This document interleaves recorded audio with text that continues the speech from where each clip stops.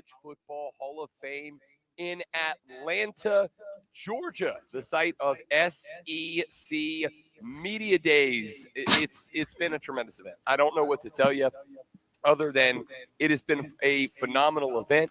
We have gotten to shake hands and make new friends and new contacts with a lot of people. We have gotten to hear from all but four of the SEC coaches. We will wrap up today's coverage with Kentucky, Missouri, Arkansas, and Texas A&M with Mike Elko in the building to call it a day with us. This event's been spectacular. The College Football Hall of Fame is. I will say this. I pointed this out to you a couple of times. It is open to us, but it is not open. They do have a lot of the exhibits shut down and all that. All I can tell you, great one, is I was talking last night with Buddy of the show, Joey B. We went over to the Atlanta United game last night. They were taking on Chicago Fire, and I'm going to talk about that coming up in a minute because everything that they say about Mercedes-Benz Stadium, everything they say about that stadium is true. It was an incredible stadium, and I want to talk a little bit about that coming up here in a few minutes from now. But as far as this event, as far as this facility with most of the exhibits that are kind of down and off while this event is taking place, I have already, Joey B and I were talking about it last night, I have already told the wife, obviously she loves college football as well, at some point in the very near future, there's going to have to be a pilgrimage, and that is what I'm calling a trip to the CFBHOF. It is a pilgrimage to get here and experience this place. I cannot wait to come back when they have everything up and running and available. Apparently down here on the floor where, and I've showed you the last couple of days where the coaches speak from, where the coaches give their speak, there's I don't know, 200 media chairs down there. The SEC Net has a whole setup for their studio shows down there. Apparently, when they aren't there, when this place is just open and operating day to day like normal, there's all kinds of exhibits and stuff down there. And then the field aspect of down there is open, so you can kind of run some plays, whatnot, on a college football field. It's pretty spectacular. And I'm going to have to get back. Here's the other thing that I'm going to say. And it's going to sound as if I am complaining. I very much am not, because I have been wildly fortunate to be able to attend this event. I want to once again thank our presenting sponsor, Ingles, for hooking us up and getting us here. Everybody back at the station who, when I came to them a month ago and pitched the idea of coming here to do the show, Mark Hendricks, Steve Sinacrapi, everybody in charge said, yep, done, absolutely. We think that's a great idea. Put it all together.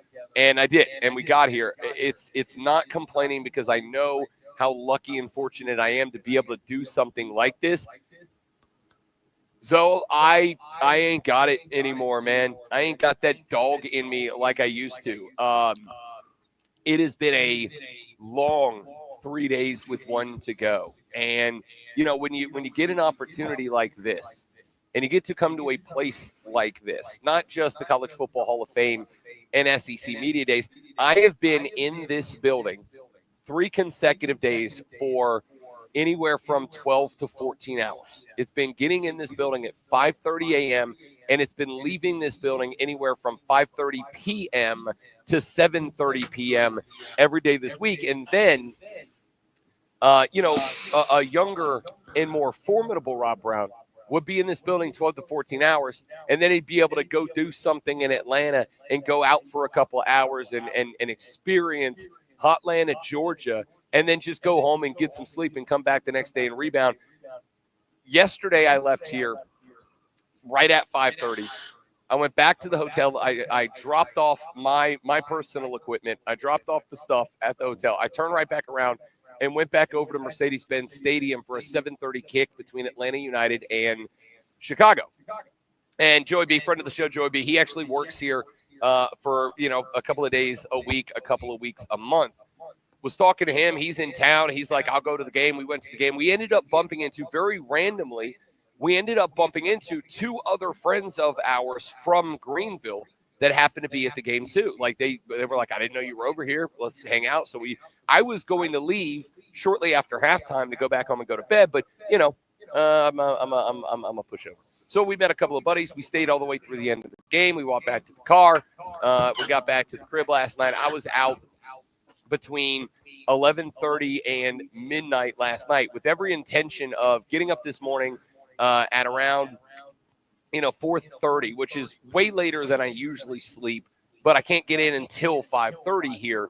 I woke up to 2 alarms going off, looked over at the phone, and I probably shouldn't admit this because it's going to make me sound bad, but whatever.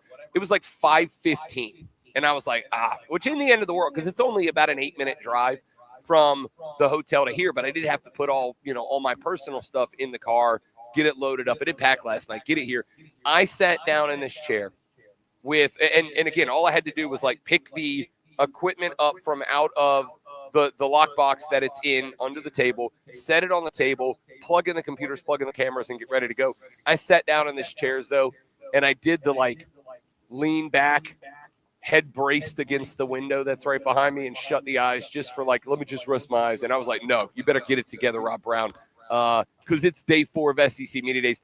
I ain't got that dog in me. I am getting dangerously close to being the guy that comes to these events, works his 12 to 14 hours, and then tells everybody else, really sorry, guys, I can't go out with you tonight because I have to do this again tomorrow. So it's not fun anymore.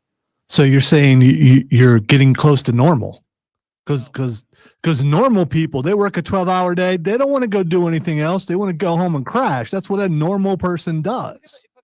If I'm at home, then that makes a lot more sense. But like, and this is gonna, it is what it is. I'm on company dime in Atlanta, Georgia. I don't want to end the day and then go, all right, guys, I'm going back to the La Quinta for 10 hours to spin it back. How old are your friends? I mean, and don't they know that you need some time, some rest, so you have a little bit of something to give on the air? I mean, You say that, and I have to laugh because I did have a recognition yesterday. We got done with the show. We're sitting here finishing up. We have Ben Watson. We're going to play his interview. We got to interview Ben Watson yesterday. Unfortunately, we didn't get him yesterday.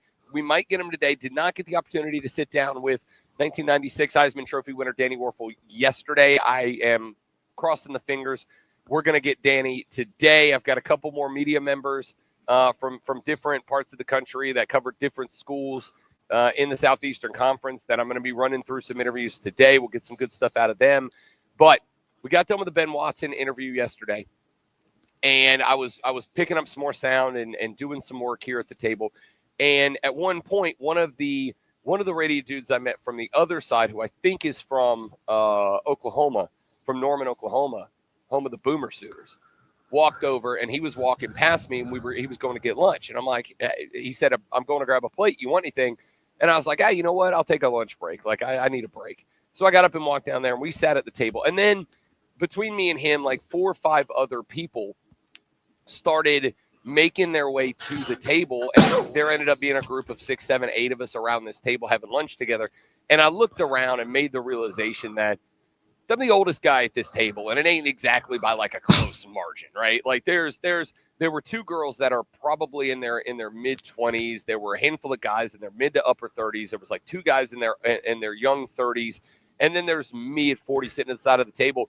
And it was, for like just a second, it was very disheartening, right? Like it was a little bit like, oh man, I'm just that old guy now. This sucks. But then I realized there's a reason that is what that is, because you will find out that the media members here at SEC Media Days, they tend to kind of form what's the word? Cliques. They tend to form cliques, right? Like, and the cliques are largely organized by style of broadcasting and like just personality, right? So there's in fact over here, and I say this lovingly, they're not here, so I don't care.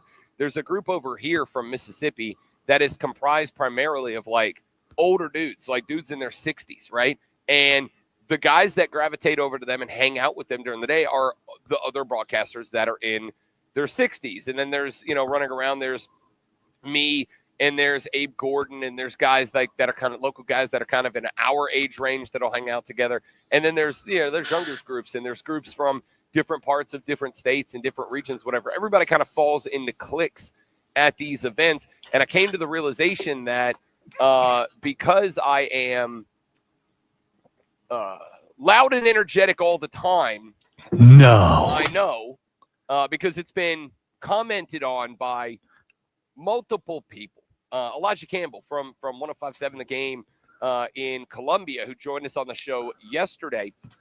We got on and we were off the air, and I was talking to him on the way back because I said, "Man, look, I'd love to have you on the show. Like, this dude knows ball." We were talking for a few minutes afterwards.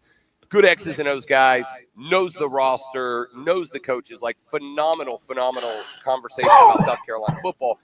I was talking with him when we got off the air, and I was making the joke that for the first hour, from 6 to 7 a.m., we're the only two guys on this row. He's doing his show right now in Columbia. We're the only two guys on this entire side of the building. And as we have different play clocks, we have different game clocks for our show format. I get to listen to a couple of his segments. He listens to a couple of mine, but both very loud, very boisterous.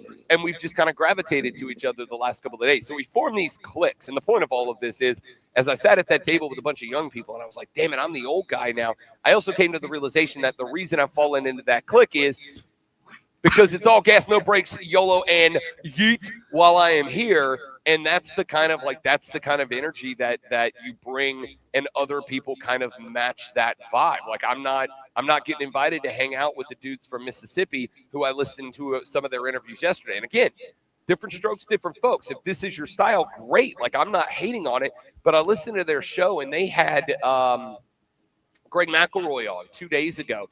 And, McElroy's young guy, energetic, loves football. And they're like, all right, Greg, let's talk about Mississippi State. How do you feel about Jeff Levy's ability to get this team right? And I'm like, you can see Greg wants to pop off and have a little fun and goof off. And they're like, what about our new starting quarterback who transfers in? And you're like, dude, what are we doing here, man? By the way, fun? Greg McElroy's 37. Cool. I'm just saying. I'm just saying he's watching Greg McElroy play college football. Right. Yeah, but he's closer to your age than he is those guys. So. Sure. But that's kind of my point, right? It's like the beautiful thing about this, another beautiful thing about this event that I very much loved over the past couple of days is getting to listen in and hear different shows. And I put together a running list of like, okay, when it's Texas A&M week, David Nuno and TexAgs Live, I'm going to be checking in with them. When it's Georgia week, I've got a couple of guys from Georgia that I met yesterday afternoon that I listened to for a couple of minutes, sitting there just enjoying. So it's been very, very cool. This event has been a lot of fun to meet a bunch of people from around the country, to kind of find out about some new shows and some new resources that we can put into effect. It's been phenomenal to get a chance to, for the first time, shake hands with and introduce myself to and work hand in hand with the actual conference officials. Got to meet Chuck Dunlap yesterday, who was kind of our media communications guy for the SEC. I've emailed with him and I've talked to him on the phone a million times, but this was the first time that I've actually gotten the chance to shake his hand and tell you, hey, I appreciate all the work that you've put in to make this event happen, and that's been a lot of fun. So it's been very cool to get to meet and greet. I think that between some of the interviews that we've gotten to do this week, between some of the information that we have picked up, some of the connections that we have networked, some of the sound that we've been able to get from different media personalities and from different players and coaches all week long, I think that this is, for me anyway, I believe that this is a really cool opportunity, a moment for growth for the fan upstate. Like, this is a big stage. We now have had our station name and our show name on, I think I've done now, I counted yesterday, I think I've done 9 other podcast and radio stations from around the country in the last couple of days. So that, I mean, we've been putting the name of the station and the show out there. I think that there is a massive opportunity for growth out of this event. I think it's been a phenomenal event. And the one thing that I can tell you for sure, and for certain about the last 3 days, about today, and moving forward is this great one. And I can dial this in and tell you that I have not said anything or will say anything the rest of the day that is more true, correct, and accurate than this number one takeaway. I'm getting old and I'm very tired. That's it. That's the number one takeaway. I'm getting old and I'm tired. That's it. But here's what I will also promise you. I promise you that for the rest of this glorious Thursday live from the College Football Hall of Fame in Atlanta, Georgia, for the next 4 hours of your life, the Rob Brown Show is going hard in the paint. All right. And then I'll promise you that until no earlier than 5 o'clock today, when this event wraps up, your boy's going to be hustling and grinding as he has been all week to get you news, information, everything that you might possibly need. We are going to make the most out of our final day here in Atlanta, Georgia, at day number 4 of Southeastern Conference Media Days. So, all right, real quick question, though. You're not going to try to come home during rush hour, are you? Dude, I did not even think about the fact that I have to get on the interstate at 5:30 in Atlanta, Georgia. I might just sleep in my car and do the show from the front seat tomorrow morning. That might be the play. Or if you get all your interviews done early, take off around 2 o'clock, like in between. That is a possibility. The problem is Arkansas and Texas A&M don't wrap up their afternoon session until 4:45 p.m. Now they are. I just want to say no one cares about Arkansas around here, and the Texas A&M people don't want to see you. So I mean, take off around 2. I almost kind of want to. Now, you know what? This is unlike. I'm going to say this, and this is not meant to be a kick. Might sound that way. It's not meant to. There is one primary difference that I have noticed between SEC Media Days and ACC Media Days. And before I say this one, great one, I'm even going to go and I'm going to say one thing, and I'm going to say this lovingly and respectfully. Both conferences take incredible care of the media that show up for these events. The food is better at the ACC meetings. The food is better at the ACC meetings. Well, they have to make up for all the other things that they lack. So, I mean,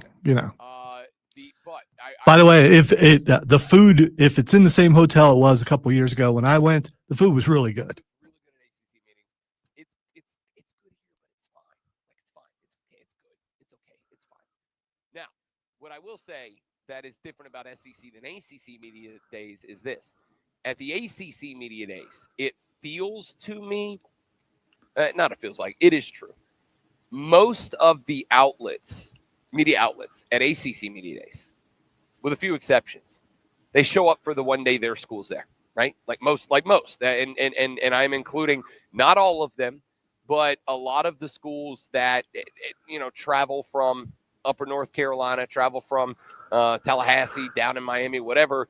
It feels like a lot of those outlets, they fly up, they do their one day, and they go back. Everybody here has been here all 4 days this week. Everybody here. In fact, I'm looking around. Every table with the exception of the one to my left, all their stuff is still out and ready to roll into broadcast day number 4. So, it's interesting to me.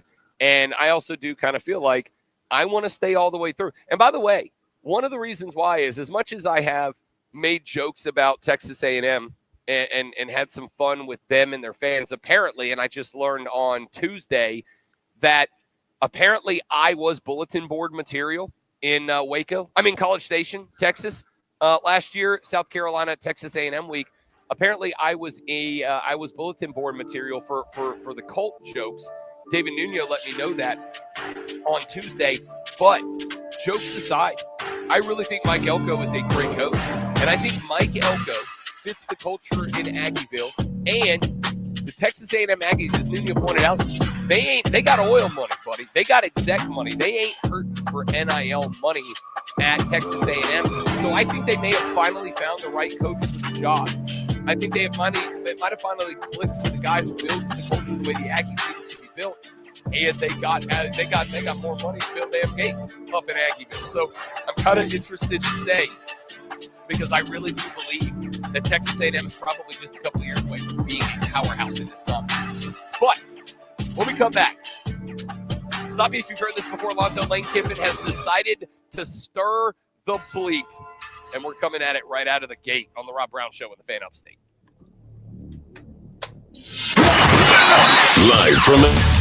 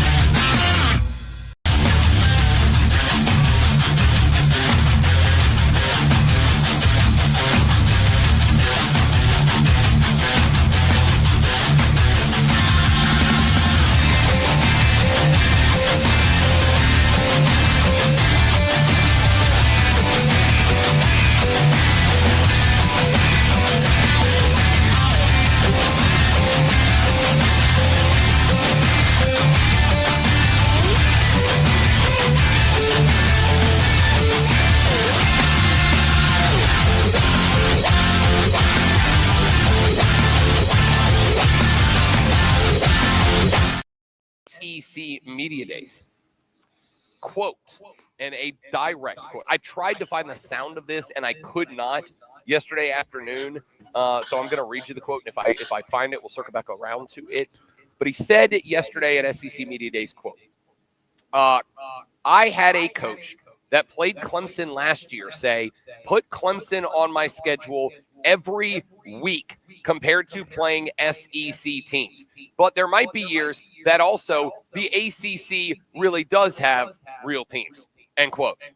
Lane decided to choose violence yesterday, saying that he heard another SEC coach that played Clemson last year say, put Clemson on my schedule every week before playing Southeastern Conference teams. So I went and I looked at who the coaches that they are, that this may have been, and there are three possibilities if Lane Kiffin is telling the truth. And the three possibilities are Kirby Smart and the Georgia Bulldogs, who obviously beat the brakes off of Clemson in week 1, 34-3.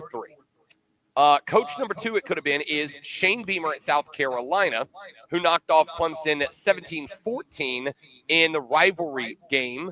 And then, obviously, it could have been Steve Sarkisian and Texas, who beat Clemson 38-24. Clemson last year lost, including in the playoffs, 4 games in total. 3 of them were to Southeastern Conference teams. One of them was to Jeff Brom in the Louisville Cardinal, who is an up-and-coming team in the ACC. 0-3 against the SEC last year, went to Clemson Tigers. And so it's gotta be Kirby, right? It's gotta be. My thought was it's gotta be Kirby. And there is a part of that because obviously Georgia cakewalked Clemson last year. I mean, it wasn't a game last year. That Georgia was the better team from start to finish. So yeah, my thought is if this story from Lane Kiffin is true, it had to be Kirby. I don't think Shane's the guy that would say that. Of course, I could be wrong. Steve Sarkisian, I don't necessarily think he's the guy to say that. I could be wrong. I would also point out that Clemson was in a game with both. I mean, they were in a game with Texas just until they weren't. Georgia beat the brakes off of Clemson. It was never even a contest. So, like, Kirby, if Lane Kiffin's story is true, and this isn't just Lane, trolling a little bit, then I would think it's Kirby. But I was talking about this yesterday with 2 Clemson fans. And when I really got into the meat and potatoes of the conversation, here's where I kind of landed in response to Lane Kiffin. And more importantly, I guess I should say not in response to Lane Kiffin. Here's where I landed in response to the alleged coach who allegedly said this. I kind of don't have a problem with it, honestly. And it's not a shot at Clemson. It's a shot at the ACC as a whole. And unfortunately, the ACC the last couple of years has kind of turned into a bit of a joke. Florida State falling off to go to 2-10. Mario Cristobal consistently slamming his own junk in the door with his play calling in big games. It's not what that conference used to be. I was spinning this around in the noodle. There was a year, and it was a long time ago, but there was a year a long time ago where I really thought about a 3-year period, probably 10, 12 years ago, that I honestly think the ACC had 2 or 3 years where it was a better football conference than the SEC. Very briefly, and not by much.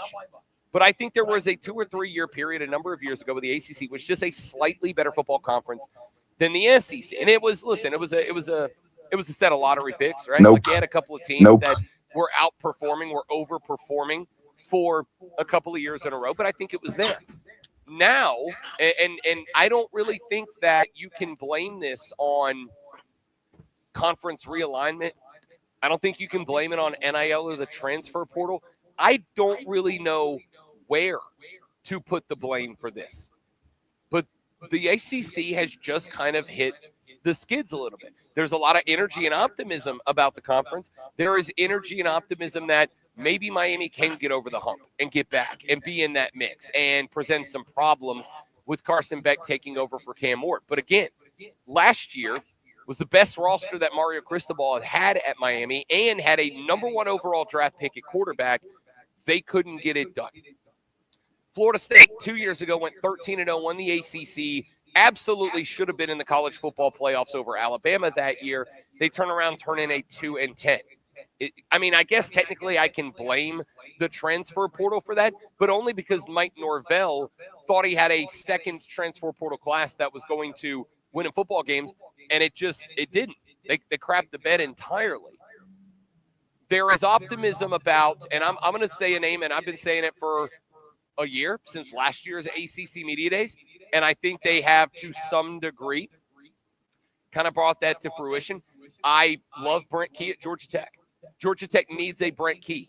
Like, they have to have that kind of guy that lives, sleeps, eats, and breathes football. I don't know if you remember the interview we did with Brent Key at ACC Media Days last year. But we sat Brent Key down on this very radio program last year and talked to him. And I asked him, you're right there in the middle of Atlanta, Georgia. You're right there in the middle of both the ACC and SEC footprint. You're right there wedged in between Georgia, Alabama, Auburn. You're wedged in between Tennessee. You're wedged in between Clemson. How does Georgia Tech find talent that can elevate the program to the next level? And Brent Key said, we're going to go find 2- and 3-star guys that aren't getting offers from the biggest of the big schools. We're going to go get 2- and 3-star guys that maybe didn't have the best coaching in high school. Maybe they didn't play for programs that were really developing guys and getting them ready for college football. We're going to find those guys that have the attitude of, I want to kill you when the football is snapped, and we're going to turn them into football players, Georgia Tech football players. And Brent Key had me ready to run through a wall for him last year. So there's optimism about Brent Key and Georgia Tech. There's optimism about Jeff Brom at Louisville. There's optimism for a number of teams that are down right now or are trending upwards in the ACC. But the conference at large is just very bad.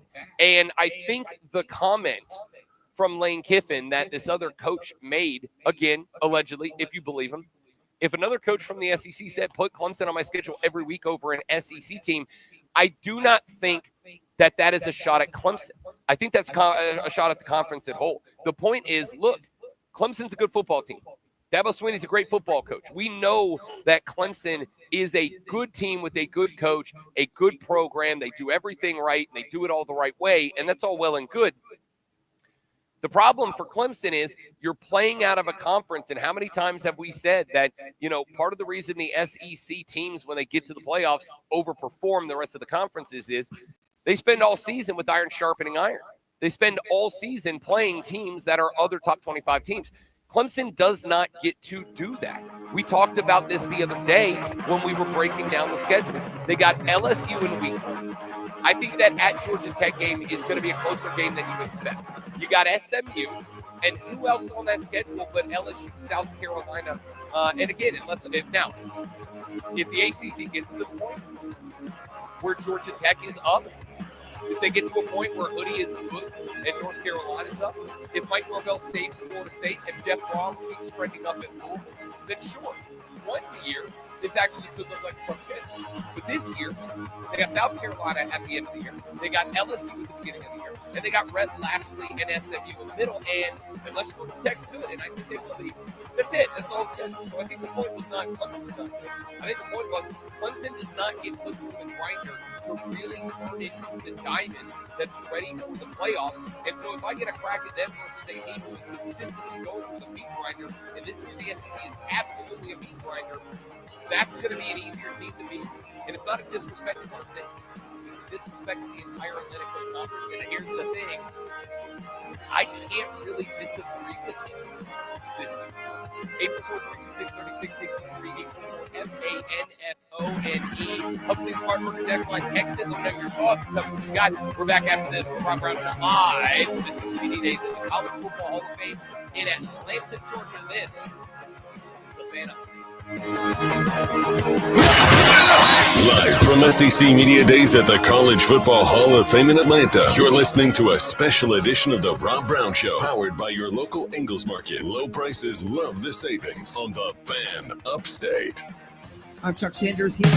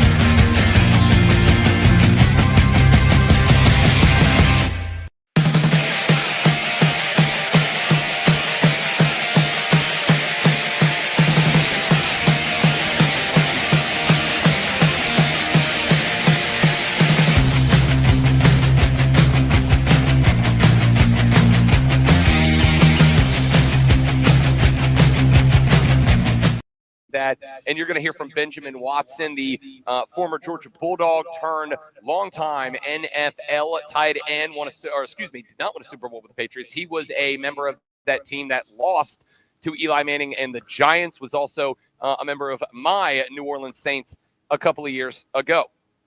Ben Watson said the same thing yesterday, and I think it's fair. And I want to get Lonzo's take on this too, because we have been saying leading up to this event that despite the fact that the Big 12 media days were last week, some of the other conferences, smaller conferences, have been having their media days on and off.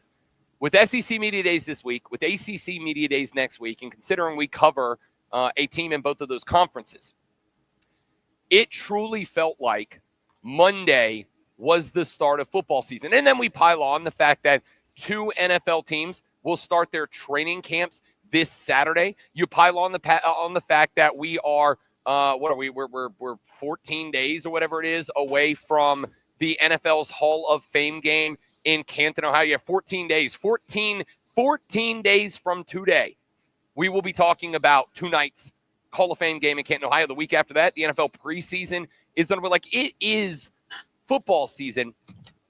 And Peter Burns said in our interview with him earlier this week, and what I thought was, it really didn't even cross my mind when he said it. He said, doesn't it feel like college football is kind of back to normal to some degree? So in an interview I'm going to play for you later today, Ben Watson, I said that to him. I said, hey, your coworker on the SEC Network, Peter Burns, made the point that in 2020 at Media Days, it was all about COVID. It was all about the bubble. It was all about playing a shortened season because of the pandemic. In 2021, the transfer portal had popped up, and players were allowed to start swapping schools as they saw fit.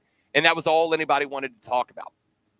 And then in 2022, conference expansion was the conversation, and everything at Media Days was centered around conference expansion and the future of college football. And can the small conferences, can the small schools survive? Is there enough money to go around if all the power players are playing together? Is there enough TV money to keep other schools afloat? And then in 2023, it was all about NIL. It was all about the start of being able to pay players. And it was all about Texas and Oklahoma. Last year's Media Days, it was once again about NIL. It was about the House settlement. It was about Texas and Oklahoma joining the league. It was about conference expansion. It was kind of all of it wrapped up in one. But NIL's been a thing for a long time now. Transfer portal's been a thing for a long time now. A lot of the issues, though there will obviously be new information as we work into the NCAA v. House settlement era, where college football is going to continue to change and evolve moving forward. But with the settlement, at least the loose structure of the future of college football is beginning to take flight, is beginning to take shape, I guess is the correct word there. I'm good at Englishing, stick with me. So when we got here this year, the primary questions that were being asked to Greg Sankey, that were being asked to the head coaches, that were being asked to the players, they weren't about NIL.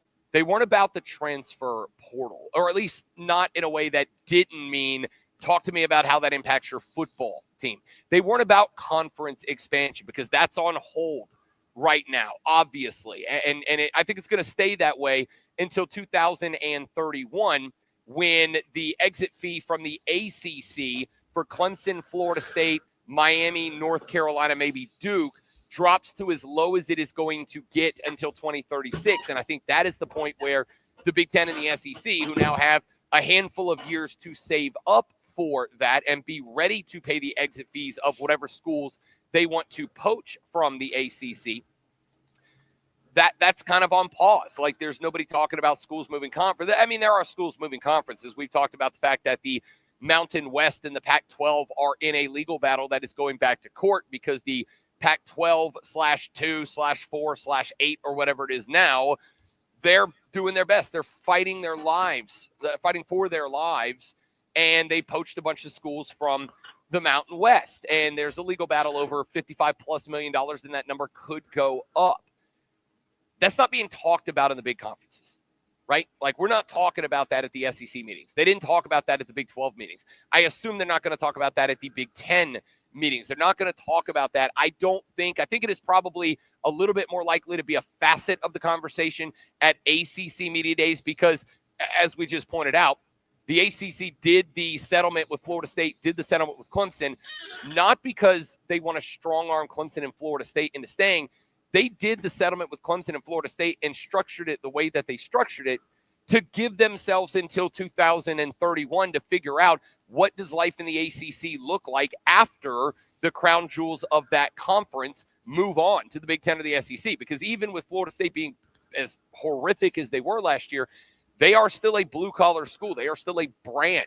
And at the end of the day, and this is something I've been telling you guys for as long as I've been doing this, a lot of fans look at the schools in terms of what they do on the football field. What are the championships they've won? How many conference championships, national championships, playoff appearances? And those are all important, but the brand is what matters. And all of those things are contributing factors towards the brand. And there are just some schools that even if they haven't won anything for a long time, they still have massive brand power. Florida State, Clemson, North Carolina, Miami, maybe Duke because of basketball. They all have a brand that matters. The SEC settlement with Clemson and Florida State was just to buy the ACC the next 5 or 6 years to figure out what the hell are we going to do when the SEC and the Big Ten make the call to those schools, because those schools are going. Why?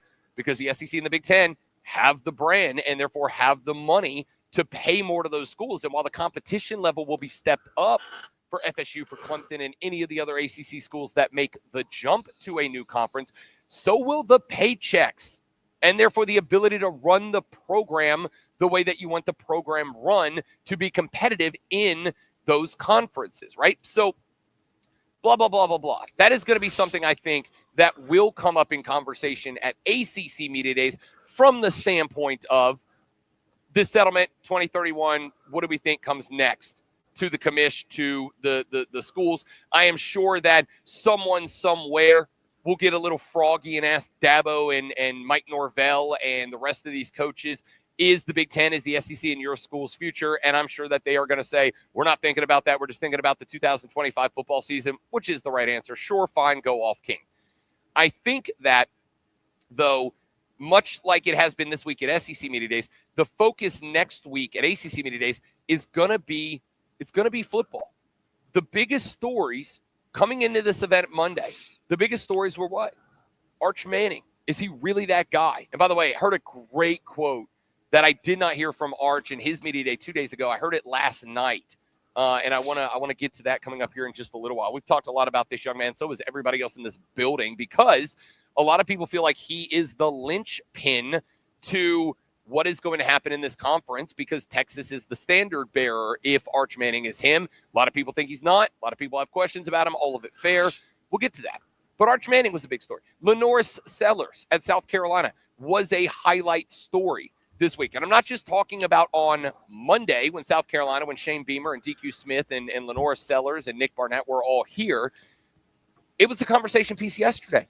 I was on three different shows yesterday in different parts of the Southeastern Conference's footprint, because people wanted to ask about LaNorris Sellers. People wanted to get an opinion on LaNorris Sellers because of the belief that LaNorris Sellers could be somebody who dictates the fate of the Southeastern Conference and many teams in it this season. And I think that is very fair.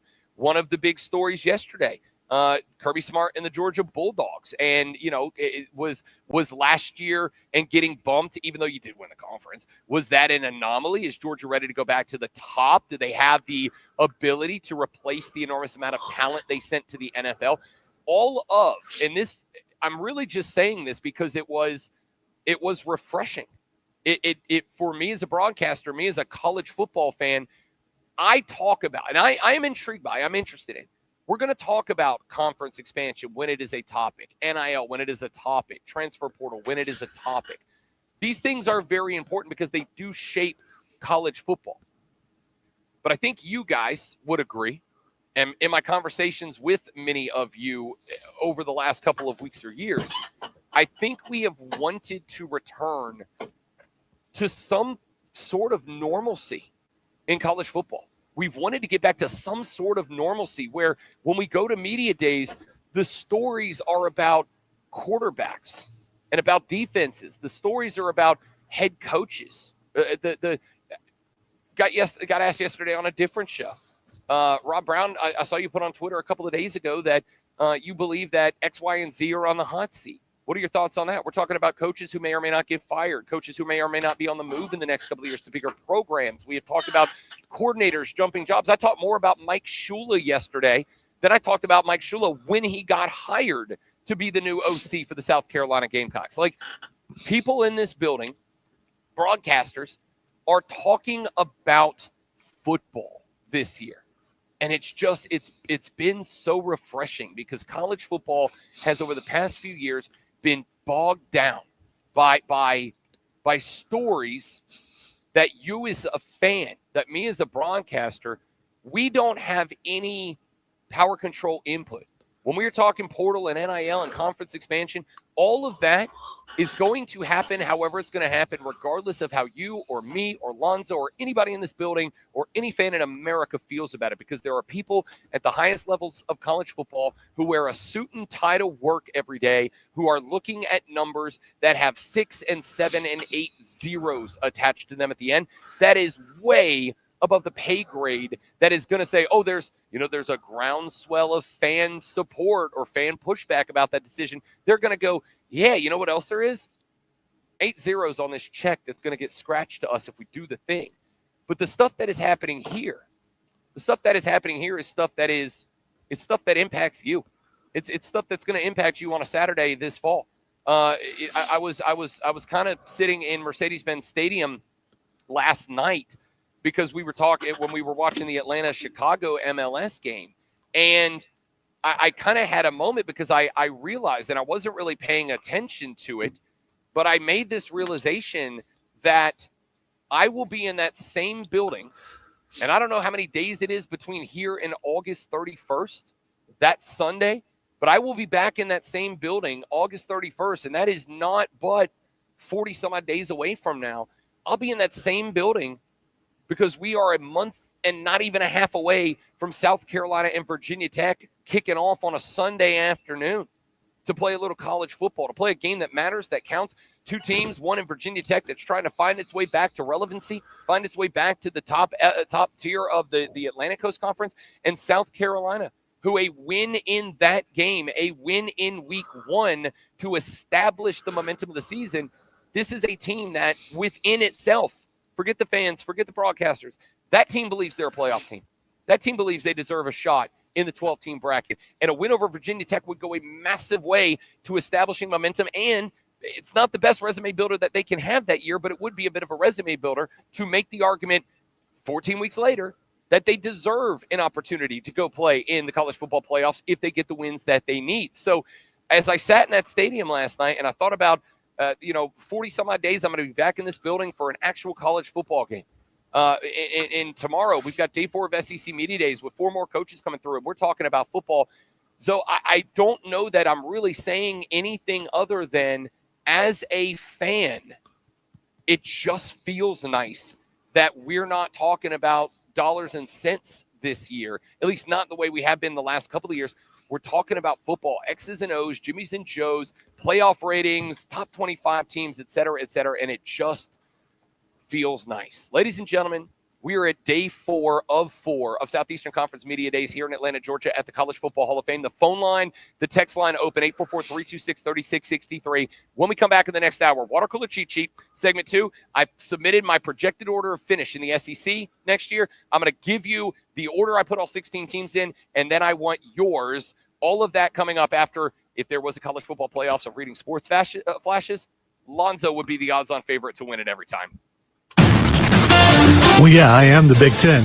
The Washington Commanders have agreed to a contract with veteran defensive end Von Miller. Miller's ranked 16th on all-time sacks list and number 1 on my hate list, and spent the last 3 seasons with the Buffalo Bills after spending 10 with the stinking Broncos. it's still a big story that he went through. Three-time NBA All-Star Bradley Beal is on the move again, agreeing to a contract buyout with Phoenix Suns and agreeing to a 2-year, $11 million deal with the LA Clippers. 32-year-old has a player option that allows him to become free agent that could command a higher contract next year, but will spend this year with Kawhi Leonard and James Harden.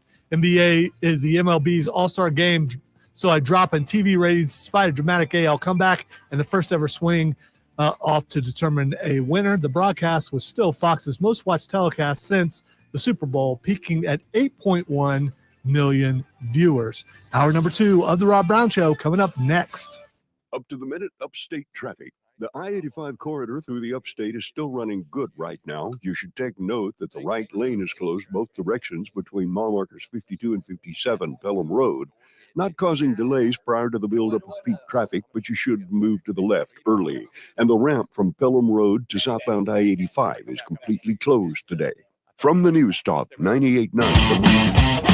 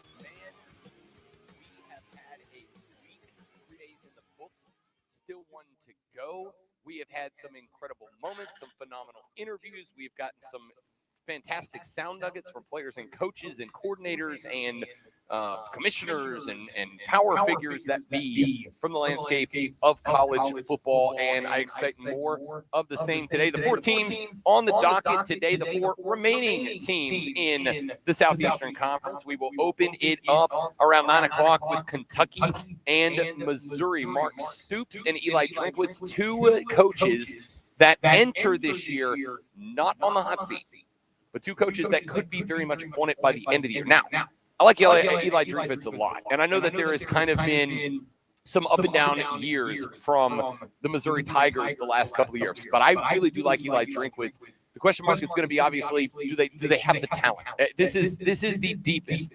And I've said this to a number of times this week. I've had other folks here covering this league that have said the same thing. It feels like this is the deepest the Southeastern Conference has been in a long time.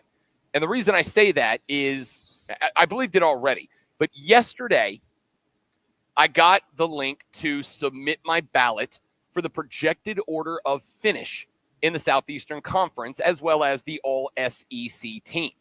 So I sat down yesterday and was ready to rank all 16 teams, pick my All-SEC ballot, and then sat down to rank the 16 teams in the projected order of finish.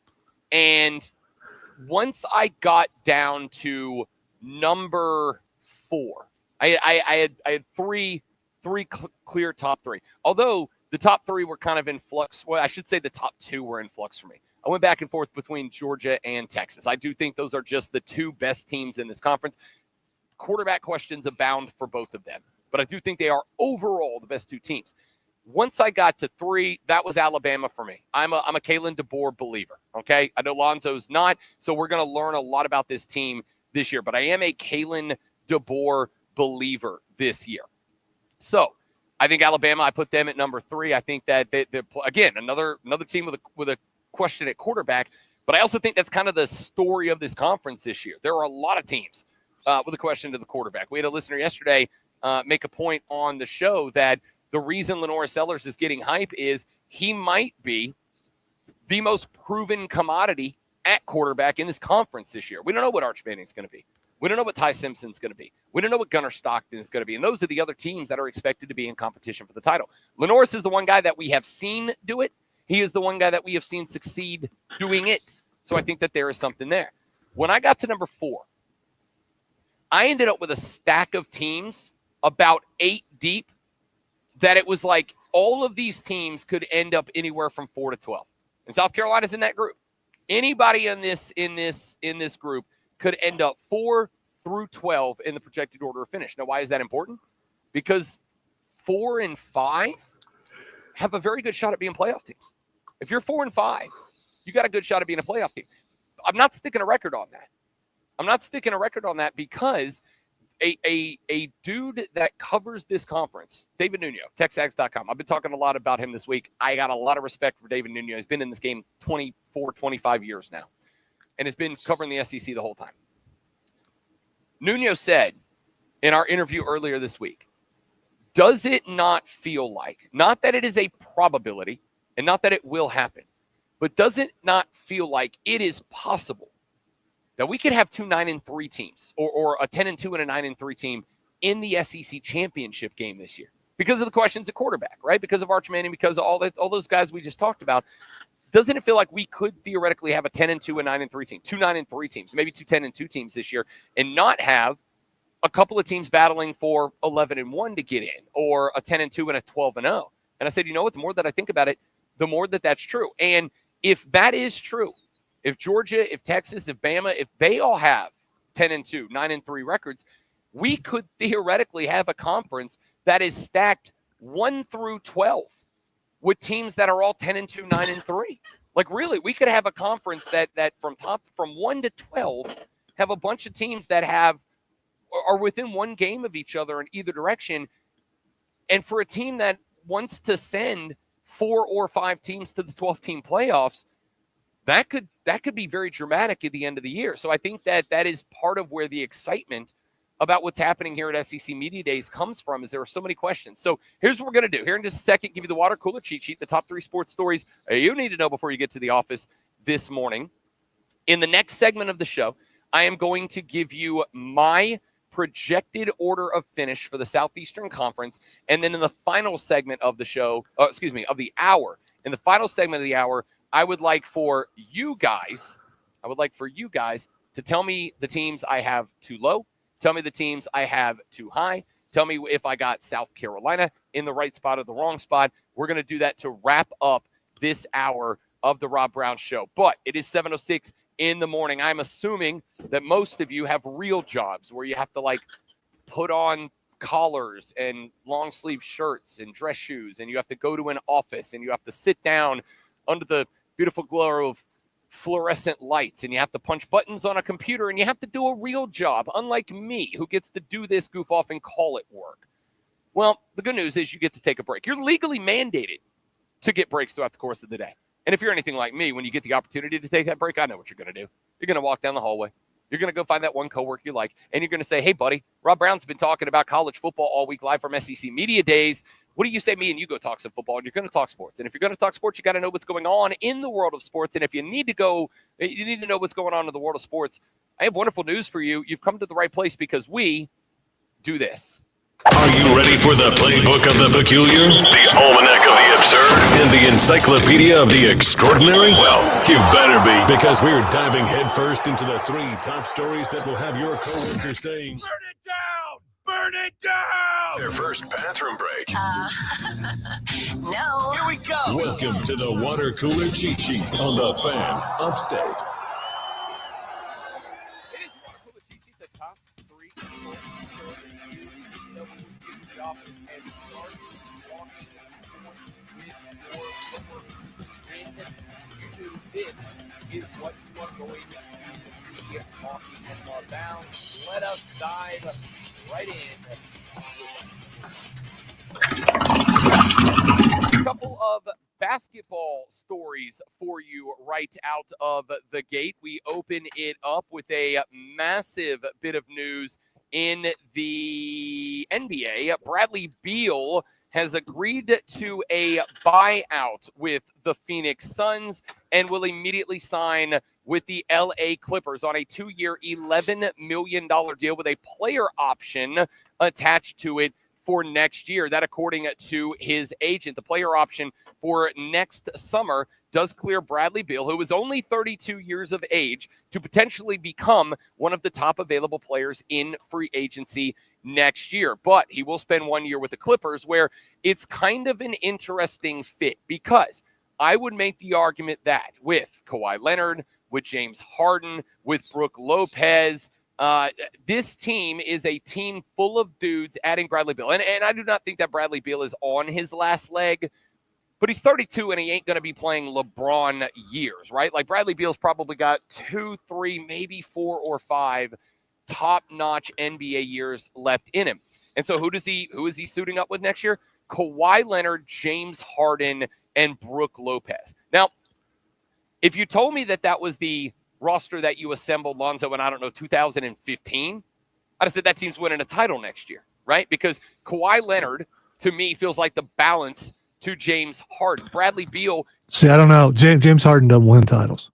James Harden doesn't win titles, but do we – this is probably a much longer discussion than I need to have in the 30 seconds. Remember who he started with. No, I agree. Yeah. I agree. But James Harden. I have kind of come almost full circle on James Harden. James Harden with the Oklahoma City Thunder, I blamed James Harden for that big 3 of him and Durant and Russell Westbrook for not winning a title. I blame James Harden for that. And looking back at it with the hindsight being 2020, I really actually think that was an organizational failure at the time, because it was just those big 3. I felt like it was an organizational failure now. And I've kind of come around on James Harden. It's like, this dude probably deserves to be mentioned inside the top 25 players of all time. I think he's that good. But I also think he knows that Father Time is undefeated, and he's in round 9 with Father Time right now. Kawhi Leonard, who I love as a player. Kawhi Leonard's given me some of my favorite basketball memories from the Spurs and the Raps and all these different moments that he's had. Love Kawhi. He's deserved to have a better career. putting Bradley Beal with these two guys when they both, I think, understand that time is running short, adding Brooke Lopez to just kind of be I just need you to be a dude in the middle. I don't need you to be spectacular. The scorers are on the outside. I just need you to be good enough. And then you added John Collins into that mix as well. I'm intrigued by what the Clippers could be next year. Other basketball story, Caitlin Clark, the Indiana Fever forward, is up in the air with her injury. She was yanked from a game on Monday with a groin injury. She did not play, Tuesday with a groin injury. She did not play in last night's back-to-backer against the New York Liberty. She was yanked with a groin injury, and her status has now been declared as uncertain by the team. Caitlin Clark, obviously one of the two all-star captains for WNBA All-Star Weekend this weekend, was also named a participant in the three-point shooting contest, was announced as a starter and captain for Saturday's game. Now we're up in the air. We don't know if Caitlin Clark will be available. Stephanie White, head coach of the Fever, told reporters that Clark, quote, felt a little something in her groin, end quote. The team came out yesterday and said, we've been doing evaluations, but we just don't have anything yet. So status for not just the All-Star game, but status for Caitlin Clark after the All-Star game is now up in the air. And one more just forward. Phoenix Mercury forward Satu Sabali will not play in the All-Star game on Saturday because of an ankle injury. She announced that last night on social media. She was picked for Team Caitlin Clark, averaging a career-high 19.1 points per game. Has not played, however, since the Mercury's July 3rd loss at Dallas. She's been out for 2 weeks in rehab and has decided she just does not want to push it to get back for the All-Star game on Saturday, which is, I think, more than understandable. Let's get to item number 2. A couple of all-star or all-star related stories. And by that, I mean, I'm going to give you an all-star story, and then I'm going to wedge another all-star story into it. MLB's All-Star Game TV ratings did drop, and I mean both in terms of we got the news and the ratings dropped. A 3.5% decrease in overall viewership for the MLB All-Star Game, averaged just over 7.1 million viewers on Tuesday night. So on one hand, it dropped, and that's bad for Major League Baseball. But there are a couple other things. Number one, last couple All-Star games haven't been as entertaining as this year. As entertaining as this year was, both the Home Run Derby and the swing-off to end the All-Star game, I think the number probably ticks back up next year. Obviously, I don't really know how the metrics work as far as including streaming. I was watching that game on my laptop at the hotel, at a bar.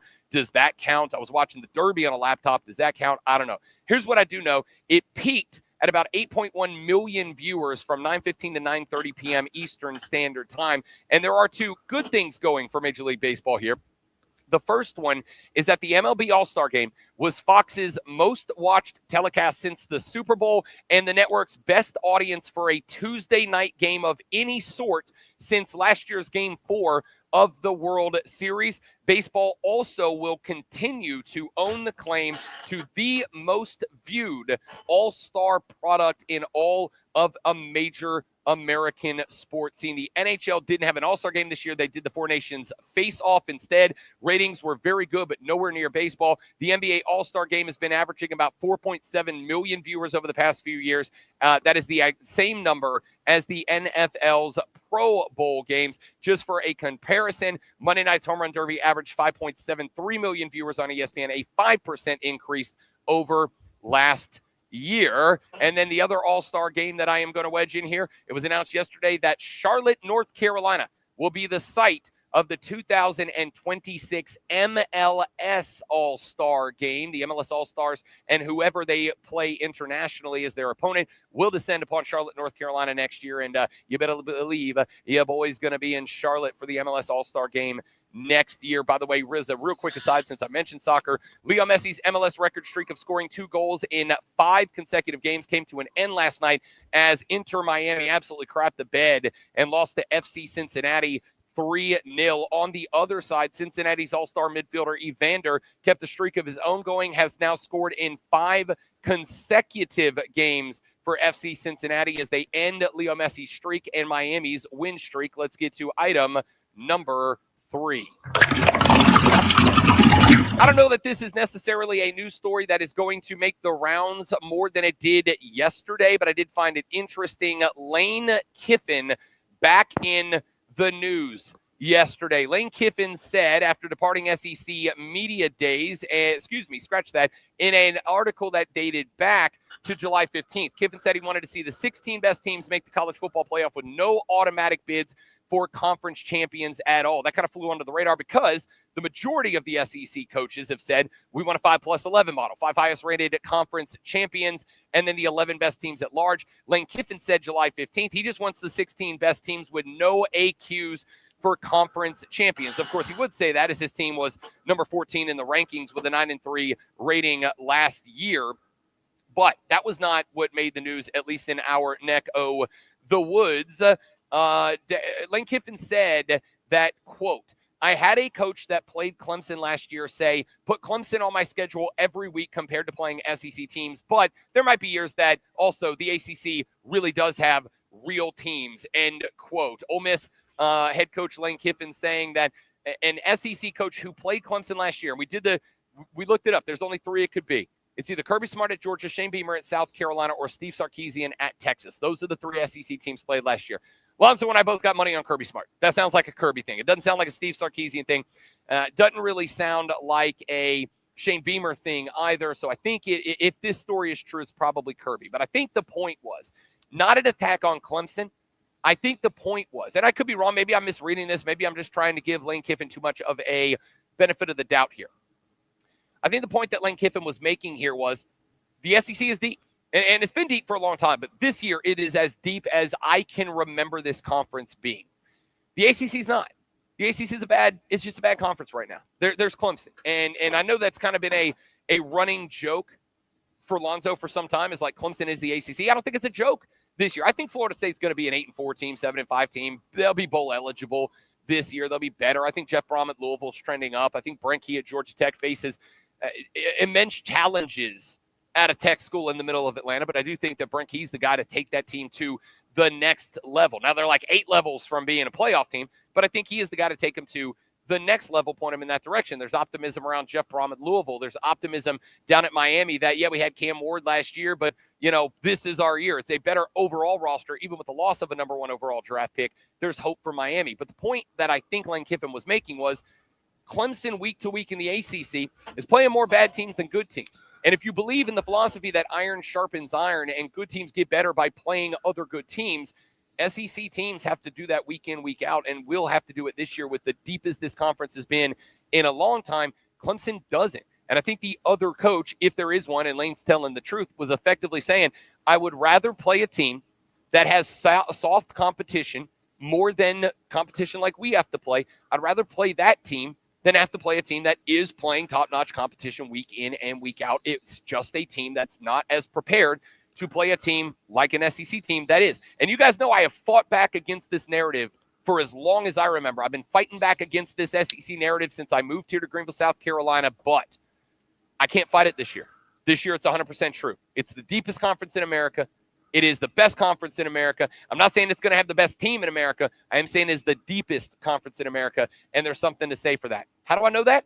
Because yesterday, I sat down to vote on my projected order of finish in the Southeastern Conference. And when we come back, I'm going to give you that projected order of finish. I'm going to tell you how I stacked the teams up to finish in the SEC this year, and I want your thoughts and your reaction. Who do I have too high? Who do I have too low? I am going to give you my projected order of finish next, and you can get your thoughts on it after this. It is the Rob Brown Show, live from the College Football Hall of Fame in Atlanta, presented by Ingles. You're listening to the Fan Upstate.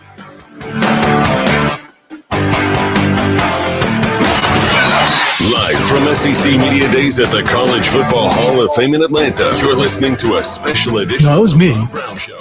We've established yesterday that if I'm not talking and it's in utility, it's coming through the speakers.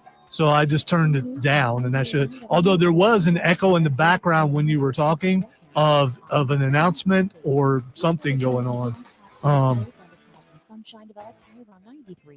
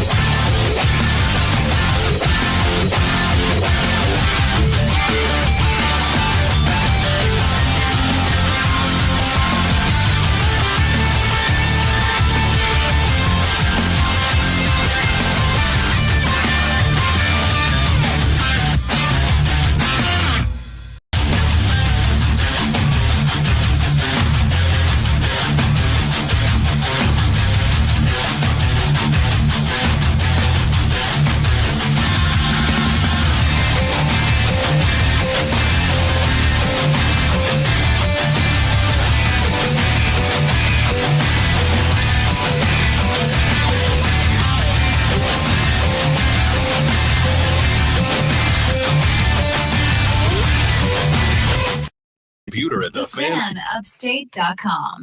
Now, back to SEC Media Days in Atlanta and a special edition of the Rob Brown Show, powered by your local Ingles Market. Low prices, love the savings on the Fan Upstate.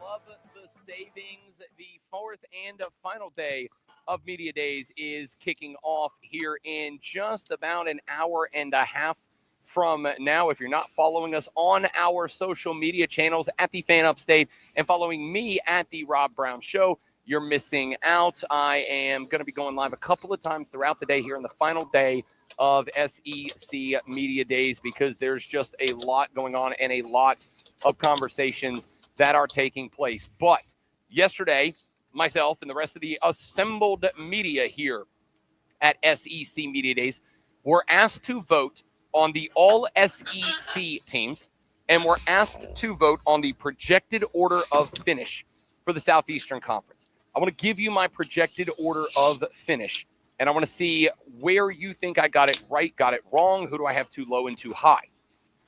Here is the projected order of finish that I submitted on my official ballot yesterday. I put the University of Georgia at number 1. I'll tell you why I did that. We have talked about Arch Manning in Texas, and most of the folks that I have spoken to that do believe Texas is a Southeastern Conference champion this year, a national champion this year, they pinned it all on Arch Manning. This guy's going to be a guy. He's going to be a dude. Arch is going to be another Manning. He's going to be spectacular. I also don't think it's unfair to have questions about that. You know who else doesn't think it is unfair to have questions about that? Arch Manning. Arch Manning has said at this very event just a couple of days ago, Arch Manning said, look, what have I accomplished? What have I done? He said, I played what? And I'm in this case, directly quoting him. He quite literally said yesterday, I've played 2 games. Right? Like I don't get it. Now, we talked about Lenora Sellers earlier this week, and I pointed out the fact, and I absolutely loved that, Lenora Sellers was asked about the Heisman hope. Lenora Sellers was asked about the fact that fans in Columbia are apparently calling him La Heisman this year. Cool, great, fun, awesome, whatever. Arch Manning got asked kind of the same question of, what do you think is the hype for you? Do you think it's justified? Do you think it's fair? Do you think it's valid? And I'm trying to find the sound. I have it somewhere in the roster, but he basically said, look, I played 2 games. Like I even Arch Manning says, I don't know where the hype is coming from this year. I do not, I think I found it. I don't know if this is the right clip or not, but I got a clip from Arch Manning talking about it. Well, I got to play through something first. I'll come back to it in a minute, but because I want to finish the rest of the projected order, I think it's fair to ask the question, to ask questions about Arch Manning. So when I look at these 2 teams, Texas and Georgia, who I think are very close to each other, I trust Kirby Smart more than I trust Steve Sarkisian in a big game. I trust Kirby Smart to know the right guys at the right time. And on top of that, well, I do think that as world's strongest man and WWE champion turned Texas Longhorn football analyst Mark Henry told me earlier this week, Texas is going to be able to run the ball. But you know what Georgia's done with the run game and those big brawling offensive linemen the last couple of years. And on top of that, I think they're going to be a better overall defense than Texas is going to be this year. Texas is going to be very strong in the defensive back. I think they have 2 of the top 10 DBs in college football this year. But I just think Georgia's a little bit better overall. And if it comes down to those 2 teams playing in Atlanta at the end of the year, I trust Kirby in a big game more than I trust Steve Sarkisian. I did put Texas at number 2 because I still think, even with all those questions, I just still think they're better than everybody else. And again, Steve Sarkisian in the regular season, great coach. High pressure games in the regular season, no problem. For whatever reason, it's just bowl games and playoff games that Sarkisian starts calling spread end arounds on goal-to-go situations when they've been powering their way to the end zone every time. So Georgia 1, Texas 2. I got Alabama at number 3. I like Kalen DeBoer a lot. I think Kalen DeBoer is fine. I think he's going to be good. There are obviously questions for this team as well. This is going to be the narrative for a lot of the rankings. Questions about the quarterback spot at Alabama with Ty Simpson, a guy who has not been talked about at this event. I believe Alabama didn't even bring Ty Simpson to this event, which I think maybe says a lot about kind of where they are with this guy.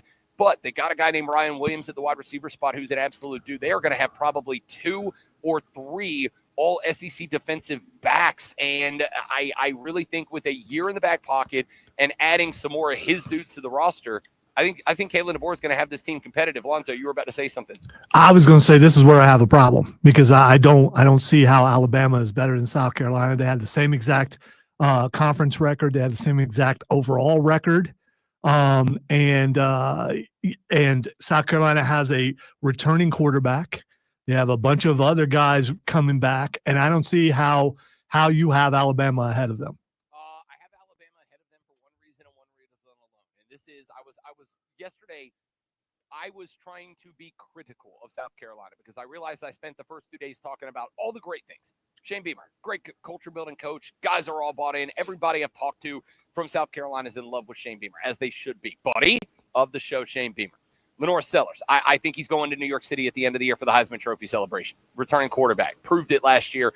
As far as I'm concerned, a lot of people here think he has more to prove this year. That's fine. I don't take issue with that. But we've talked about the defense. We had DQ Smith back on Monday. Played that interview for you on Tuesday. If you missed it, go to thefanupstate.com. Go to the podcast page. Drop it down at the Rob Brown Show. Go back to Tuesday's show in hour number 2, I believe. We talked to DQ Smith. One of the things about the defense that I like, you lost talent like Nicky Manwari that went to the league. Sure.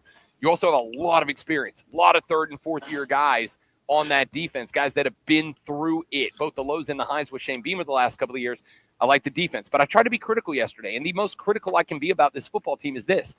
When I got the ballot for all SEC selections to fill out my all SEC team, one of the first things I did was went to the page where the offensive line were listed to see who's got the most all SEC team nominated players.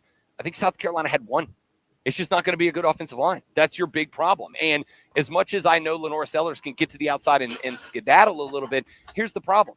If defenses are able to get pressure on Lenore's with 4, and he's not able to stand in a clean pocket and deliver the football down the field so teams know that if the ball's coming out, it's coming out quick, what do they get to do? Play press, play up, bring a guy, and have one Lenore Sellers spy every single play to remove or at least try to limit his run game.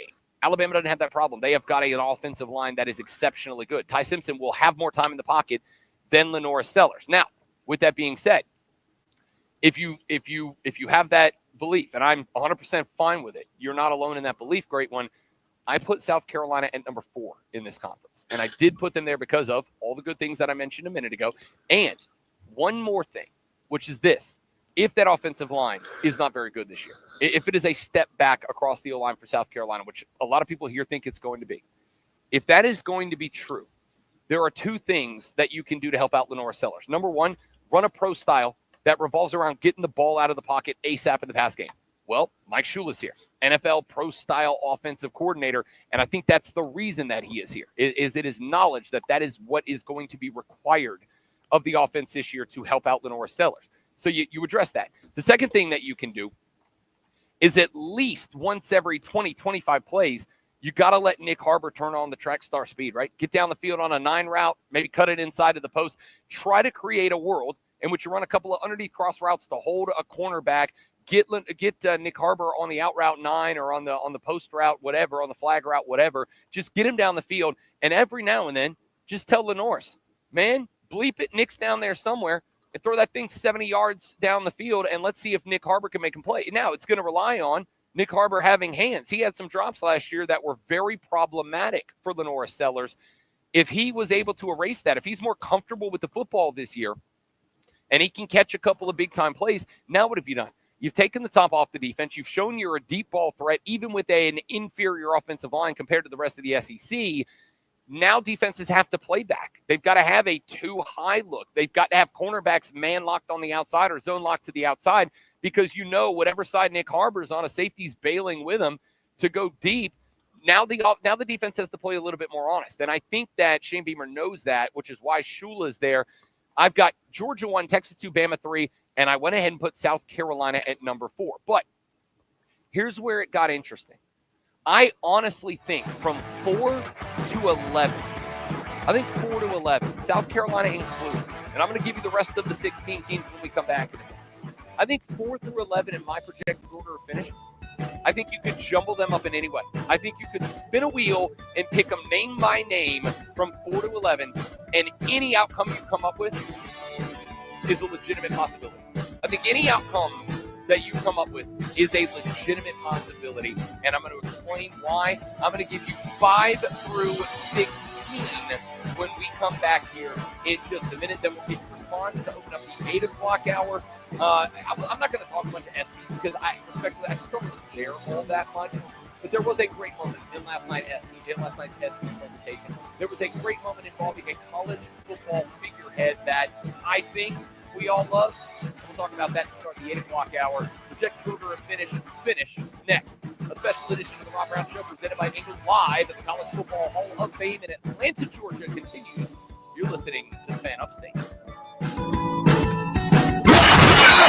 Live from SEC Media Days at the College Football Hall of Fame in Atlanta, you're listening to a special edition of the Rob Brown Show, powered by your local Ingles Market. Low prices, love the savings on the Fan Upstate. I'm Chuck Sanders. Here's the Sports Flash presented by Progressive. The baseball season resumes tomorrow. The Cubs host the Red Sox. Boston coming out of the break with wins in 10 in a row. Chicago, the leader in the National League Central. The White Sox visit the Pirates. The Phillies are home against the Angels. Philadelphia has a half-game lead ahead of the Mets in the NL East. New York at home hosting the Reds. The Padres visit the Nationals. Washington's lost 4 in a row. San Diego 5.5 games out behind the NL West leading Dodgers. The Giants are 6 games out in the NL West. They look to snap a 2-game skid tomorrow at Toronto. The Marlins host the Royals. The A's are at Cleveland. The Yankees open a series at Atlanta. New York's 2 games out in the American League East. The Tigers lead the American League Central by 11.5 over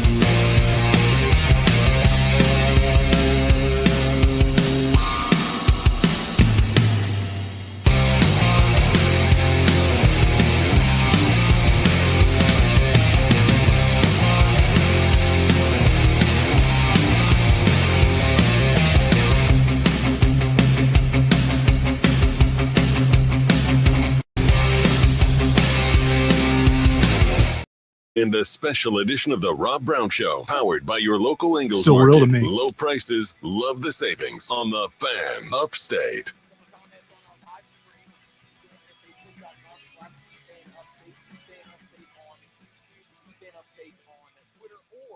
The Rob Brown Show on Facebook, on YouTube, and on Twitch. Jacob's popped by this AM. Shout out Jacob for showing up this AM. Said Rob loved the Trash Panda hat. Did pick up the Rocket City Trash Panda hat, and I have to agree. It's a dope hat. I don't disagree. Austin showed up, said, didn't they play the wrong fight song when Steve Sarkisian went up to speak? They did. Not only did they play the wrong fight song when Steve Sarkisian went up to speak, they played the Texas A&M War Hymn when he went up to speak. So they didn't just hit him with the wrong fight song, hit him with a rival wrong fight song. So I don't know if this is just me like being a college football fan, being a wrestling guy, whatever.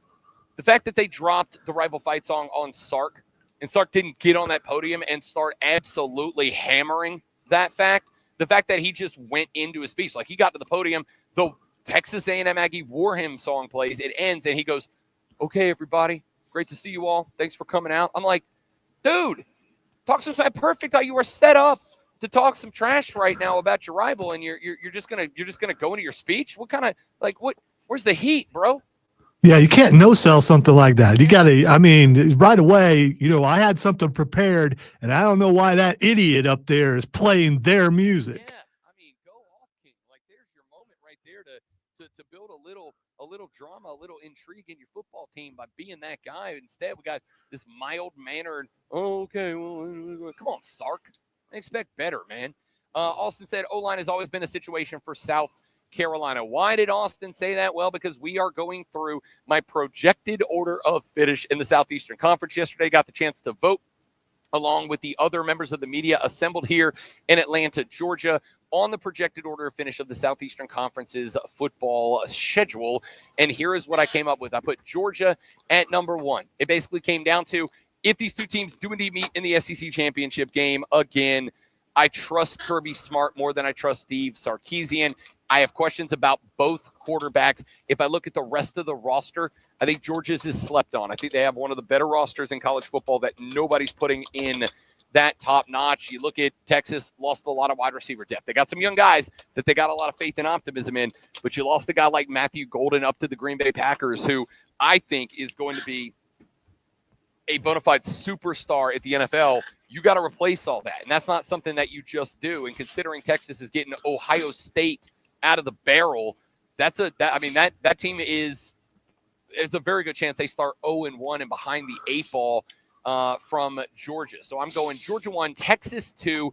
I put Alabama at number 3. Lonzo, not a Kalen DeBoer believer, and says, look, did they get better than a team in South Carolina who did get better, who almost beat them at their crib last year? And I think it's a fair line of thought, a fair line of logic there. I just think Kalen DeBoer, I think that South Carolina game last year, even though it is a game that South Carolina should have won, the loss to Vanderbilt was rough. I also think Alabama has stacked talent on the defensive side of the football, which was a problem for them to some degree last year. I got Bama 3. I've got South Carolina at number 4. And I gave yesterday, as I was doing this, I was trying to be as critical as I could of the Gamecocks because we spent 2 days talking. I spent 2 days talking on other radio stations and podcasts around the country about, Lenore Sellers is the real deal. I got all these people here saying, he's got to prove it. Did he not prove it last year? Did he not prove it in the games that they were in, the games that they won, and in the fourth quarter against the Clemson Tigers, an ACC champion and playoff team last year? I think he's already proven it. I think the only thing he has to prove is how good he can be at his best, and that he can win a couple of those Alabama LSU style games. But what a good spot to be in. I just think the offensive line is going to be a big question mark, a liability for the South Carolina team this year, and in a conference that is stacked, locked, and loaded with great defensive lines. I think that comes into play. Here's the rest of what I got. I got number 5, LSU. I think it's fine to have questions about Garrett Nussmeier. I heard Greg McElroy say earlier this week that he believes Garrett Nussmeier might be the best returning quarterback in the SEC this year. I'm not down with that. I don't agree with that. I think Garrett Nussmeier is going to be fine. I just don't know if he's going to be fine or he's going to be great. But I have mentioned LSU, Brian Kelly. I think he knows. Anything less than 10-2 this year puts him on a hot seat. Anything less than 7-5 this year, I think gets him run out of Baton Rouge, Louisiana. And I'm not alone in that. Yesterday, I talked with Matt Moscano from our Odyssey station down in Baton Rouge, Louisiana. He covers the Tigers. Matt has a reputation for being very critical of the local teams. In fact, the reason I had a conversation with him was I went up to tell him, because I listen to Matt regularly about the Saints. I want to say thank you for holding the Saints accountable. He said, look, they don't like me. I can't get press passes to go see the Saints play anymore because I am that critical. But I also think he's right most of the time. He's a straight shooter about the teams he covers. I talked to him, and I said, what happens if LSU goes 7-5? And he goes, I don't think Brian Kelly's the coach again next year. He's desperate. But I also think that desperate can bring out the best in you. Desperate can also bring out the worst in you, right? Every time you go hit on a girl at the bar, what do your boys say? Hey, man, don't seem so desperate. Desperate can bring out the worst in you. I think LSU's desperate, and I'm not banking on Brian Kelly suddenly becoming a top-tier coach because he's desperate. I got Florida at number 6. I'm buying into the DJ Lagway hype, I think. I'm buying in on the Lagway hype. I think I'm in on this cat. Billy Napier is the question mark for me for the University of Florida. Number 7, I've got Tennessee. Step back in talent this year. Step up, much like South Carolina, in experience, guys. Maybe not the same level of talent they've had. They've lost some wide receivers to the portal the last couple of years, including Squirrel White, who's on his way down to Tallahassee to play for Florida State. I think they had a step back in talent, but I do think they have a step up in experience. A lot of guys that are coming back this year are, much like South Carolina on the defensive side of the ball, 3rd and 4th year guys. And sometimes that can make up for a loss of talent. Guys that are disciplined, understand the system, have been in it for a couple of years, have played a bunch of games in it. That can help you out quite a bit. I think that will be the case for the Tennessee Volunteers. I've got them at number 7. At number 8, I've got Texas A&M in the Southeastern Conference. I've already told you a bunch of times. I'm a believer in Mike Elko. 2 years at ACC Media Days before Mike's last year at Duke. He sat across the table from me doing an interview. And while Elko isn't necessarily a guy like Brent Key at Georgia Tech that makes me say, I want to run through a brick wall for this guy, he is a dude that I listen to and when this guy knows how to build. I told David Nuno of TexAgs.com earlier this week, I see a lot of similarity. They do it different ways. They're different cultures. But the fact that Mike Elko is trying to establish a better culture at a school that believes they deserve better, and on top of that, have all the resources in the world to do it, I think Texas A&M is on a rebounder this year. Number 9, I got Lane Kiffin and the Ole Miss running Rebels. Lane has sold me on his quarterback. I'm not saying I'm all the way in. I'm saying I don't think he's going to be bad. And that was kind of the big question there. On top of that, you know Lane Kiffin. Lane Kiffin lives for those big moments. He lives for the opportunity to knock off Bama, to knock off Tennessee, to knock off Georgia, to knock off the powerhouses. I think they can get 1 or 2 of those this year, and that bumps them up a little bit. I got number 9, Ole Miss. At number 10, I've got Oklahoma. We'll hear from Brent Venables later on today. Listen, I'm getting to a point, and I say this with all due respect because I think Brent Venables, you Clemson fans, you know exactly what he is as a coach. I am getting to the point, and this year I think we'll solidify it one way or the other, but I'm getting to the point where I look at Brent Venables and I think maybe he's one of those guys that I call a Peter Principle coach, right? Like one of those guys I call a Peter Principle coach of great coordinator, but being a great head coach it's a different world. It's a different atmosphere. And I just don't know if that's part of where he is. I think he's one of the best defensive coordinators in college football history. And I know that he is, from what I understand, taking a bit of a step back in the planning, implementation, and execution of the offense this year, which I think is the right call for Brent Venables. Just be a defensive head coach. I just don't know if he's got that in him. I got concerns about Brent Venables, so I got Oklahoma at number 10. Number 11, I've got the Auburn Tigers. I've said already, I think Hugh Freeze is already on the hot seat. I think anything less than at the worst 8-4 is going to end up with Hugh Freeze either. And if it's worse than 8-4, I think he's unemployed like Brian Kelly at the end of the year. If he goes 9-3, I think he's probably fine. If he goes better than that, then everything we've said about Hugh Freeze this offseason goes away. I just don't think they're going to do much better than 8-4. Number 12, I've got Mississippi State. I've got Vanderbilt at number 13. I'm a Diego Pavia guy. All right, I just am. I know everybody thinks that, Diego Pavia, they beat Alabama and Rob Brown, you're ready to give the guy a Heisman. That's not true. It's not true. I don't think he's one of the best 4 or 5 quarterbacks in the SEC. What I do think is Diego Pavia has an enormous sense of confidence. Vanderbilt has added some dudes this year, and we talked a minute ago about the coaches I would run through a brick wall for. Clark Lee's one of them. I love this dude at Vanderbilt. I love their head coach. He is a dude that we played last year. I've talked about this a couple of times this week. Clark Lee is a dude that I don't know how many halftime speeches from him I played last year, but it was a lot because the dude was getting me hype, and I got zero connection to the Vanderbilt Commodores. I got them at 13. Number 14, I've got the University of Kentucky. Listen, Mark Stoops is a good coach. There's no arguing that. Problem is, this is the single worst roster that Mark Stoops has had. We talked about questions on the O-line for South Carolina, bumping them down behind Alabama. We talked about questions at quarterback. I don't know that there's a spot on the roster for Kentucky this year they don't have questions. Like, I'm not going to say that Shane Beamer caused this. I am going to say ever since Mark Stoops started calling out the funny dances and the sunglasses in the locker room of Shane Beamer, Kentucky's trended downwards. And I think this is the worst roster that he's had there. Number 15, I've got Mizzou. And then at number 16, I've got Arkansas. Arkansas might win 3 games this year. Arkansas this year might be like Florida State last year. They could be a 2-10 team, a 3-16. Now, here's the overall takeaway. Let's start with this. Lonzo, of the teams: Georgia, Texas, Bama, USC, LSU, Florida, Tennessee, Texas A&M, Ole Miss, Oklahoma, Auburn, Mississippi State, Vanderbilt, UK, Mizzou, and Arky. Outside of Alabama, ahead of USC at 3 and 4. Do you have any other spots you think I got it right or wrong in particular? No, I'm good with everything else. That's just the one place, and you switch those two, and then it's exactly what I would have picked. Okay, I'm good with that. Here is what I noticed. By the way, I want your reaction to the Hub City Smart Burger text line is open at 844-326-3663. That's 844-FANFONE. Who do I have too high? Who do I have too low? John Dog has texted the show and said, you got number 1 right, Rob, and that's all that matters. Go Dogs. Appreciate that, John Dog. 844-326-3663. I will read your text on the air today. I want this to be a heavily listener interactive show for the final day of SEC Media Days. All that we have talked about, brought up, the interviews we've heard, etc. Your overall reactions to SEC Media Days the last 4 days, and your reaction to my projected order of finish in the Southeastern Conference. Here's the one thing I noticed that I think stands out about this conference. I think I could look at every team from number 3 to number 11.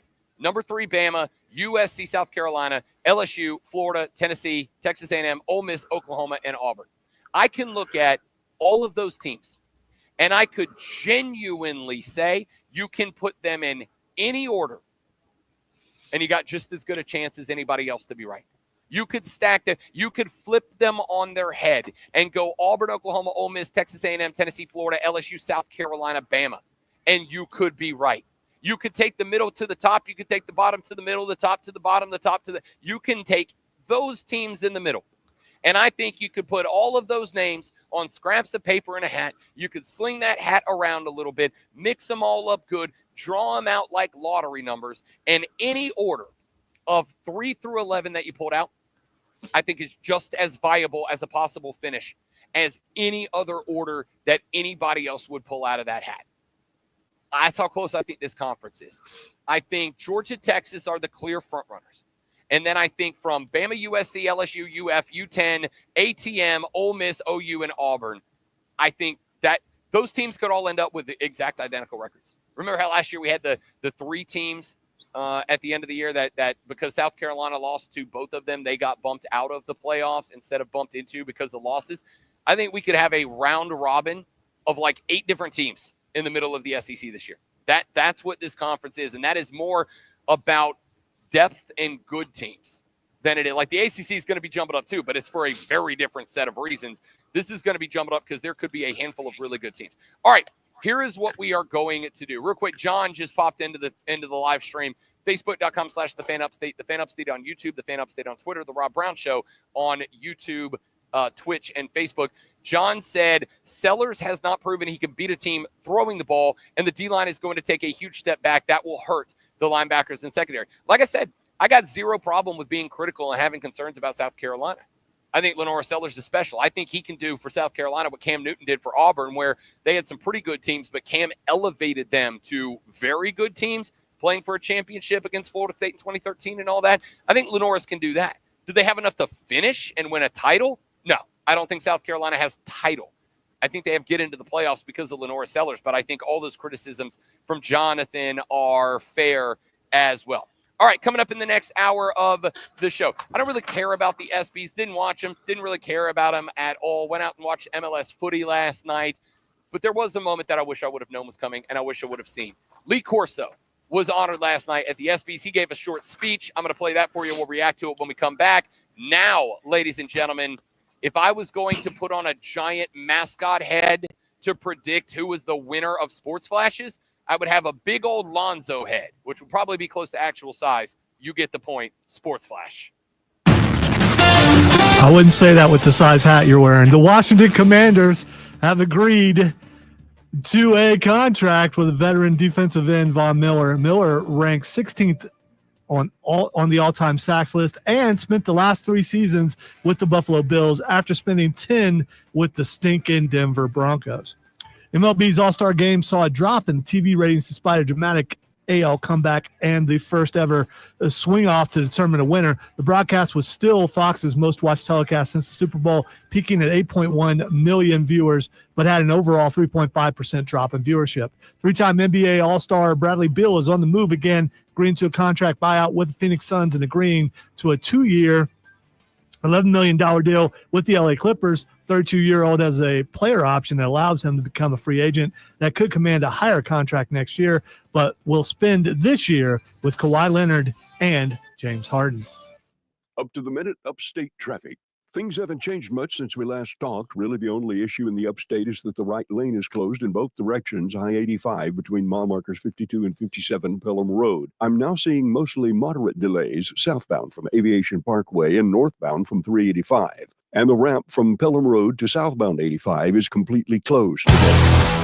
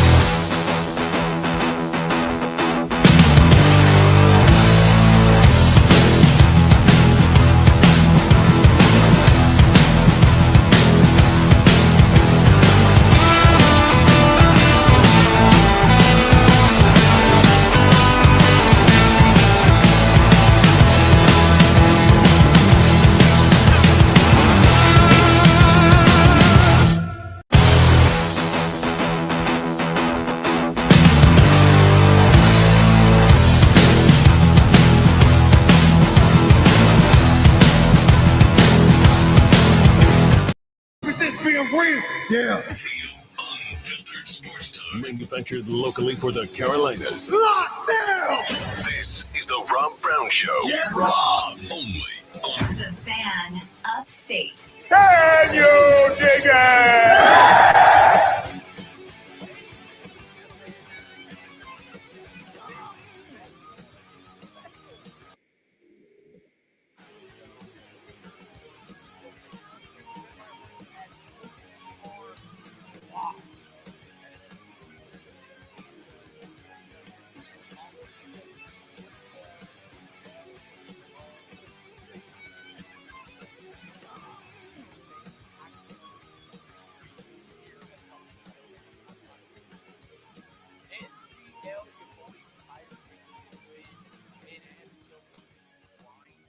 The last couple of days, I've been in this building 12 to 14 hours every day, and this is not a complaint because, you know, if I got to spend 12 to 14 hours in an office, the College Football Hall of Fame ain't a bad office to have to spend 12 to 14 hours in, but it's been a slog. We are You got nice bathrooms, I'm sure.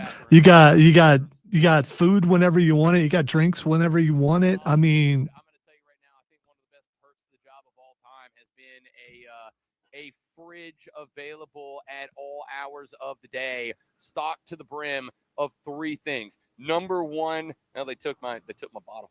Number one, I appreciate good bottled water because there's bad bottled water out there. And yes, before you start with me, I don't even want to have the debate.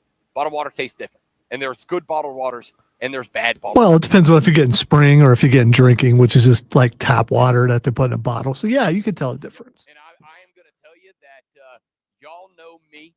And while there are a lot of jokes out there, I'm not a bougie dude, except for about the things that I am. My suits, bougie. My sunglasses, bougie. My bottled water, bougie. Big Fiji guy. Oh, look, Lonzo. That gnat's been. You finally got it. You finally got it. Way to go. Son of a biscuit. Finally got you. Way to go, Daniel LaRusso. Yeah. If I'd have done it with chopsticks, it'd have been cooler, but I'll take it. So I'm not a bougie dude. I don't think there's many. I mean, I'm not saying there's none, but like not a lot of dudes that do this are bougie dudes, right? We're football guys. We're not bougie dudes, except where I am. I don't know. Cole Bryson might be a little. Bryson's a little Yeah, bougie. he might be. Yeah. He offsets it with you know killing animals on weekends for fun. Like he's got that redneck in him still too. But you know, not a bougie guy. So when it comes to my bottled water, they got great bottled water here. They got the Hydro Core, like it's great bottled water. The rest of the fridge, I'm gonna tell you right now, Zoe. Not that you won me over, but just know I'm on your team. I am now officially locked in. Dr. Pepper Zero Sugar. Pardon me. Dr. Pepper Zero Sugar is the. He's so choked up over it. I'm Yeah. emotional talking about it. Dr. Pepper Zero Sugar is the GOAT sugar-free soda, right? Like I think we're on the same page here. Yeah, it's better than Diet Coke, better than the Pepsi Zero, Coke Zero. See, I like it better than Coke Zero for sure. But I agree. Dr. Pepper Zero Sugar, best zero sugar soda there is, stocked to the brim. And the third thing that I did not even see was in that fridge, and I'm a little mad at it until today. And I would only have like one of them a day because your boy is, even with unlimited food here, like I'm trying to maintain, right? Like I got down to 205. I'd like to get back down to 200, but I'm pretty happy hanging it out around where I'm hanging out at. But Zoe, they have Crush Orange and Grape Soda in the fridge. Haven't had one of those in a long time. Dude, I haven't either. By the way, they're better in the bottle. I don't disagree with that either. Okay, for the record, every soda is better out of a glass bottle. That's not even a discussion. Every soda is better out of a glass bottle. And if you want now, if I'm drinking a sugar soda, like a regular soda, Hecho en Mexico Coca-Cola, Mexican Coke in a glass bottle is the best. It's just the best thing because they make it with a pure cane sugar. It's not the processed sugar. Well, that was Xing, but I'll take it. I'll take it off of I there. didn't know it was Xing. I'm just saying, like, I'm so much of an influencer that I hadn't even said it yet. People were talking about it. Coke Zero, or excuse me. Apparently, your president is also a fan of it. So Mexican Coke? yes, Good. Hey, look, at least we got something we agree on. Mexican Coke is the GOAT Coke. There's no doubt about that. But as far as the zero sugars go, Dr. Pepper Zero Sugar is the GOAT. Now, here's what I'd like to get to here. I don't care. Respectfully to our friends at ESPN who are obviously here and representing exceptionally well. I had to wait an extra hour yesterday for Ben Watson to do our interview, which I'm going to play for you in the final segment of this hour. I had to wait for Ben Watson. The lady from ESPN comes over and she goes, "Hey, I'm going to get you Ben, but we're going to have to push you back like an hour. Are you still going to be here? Is that okay?" And I said, "Yep, no problem. That's fine. Do you mind if I ask why?" And she said, "Yeah, the producers in Bristol decided they wanted Ben on a Sports Center hit, a couple of Sports Center hits during the daytime."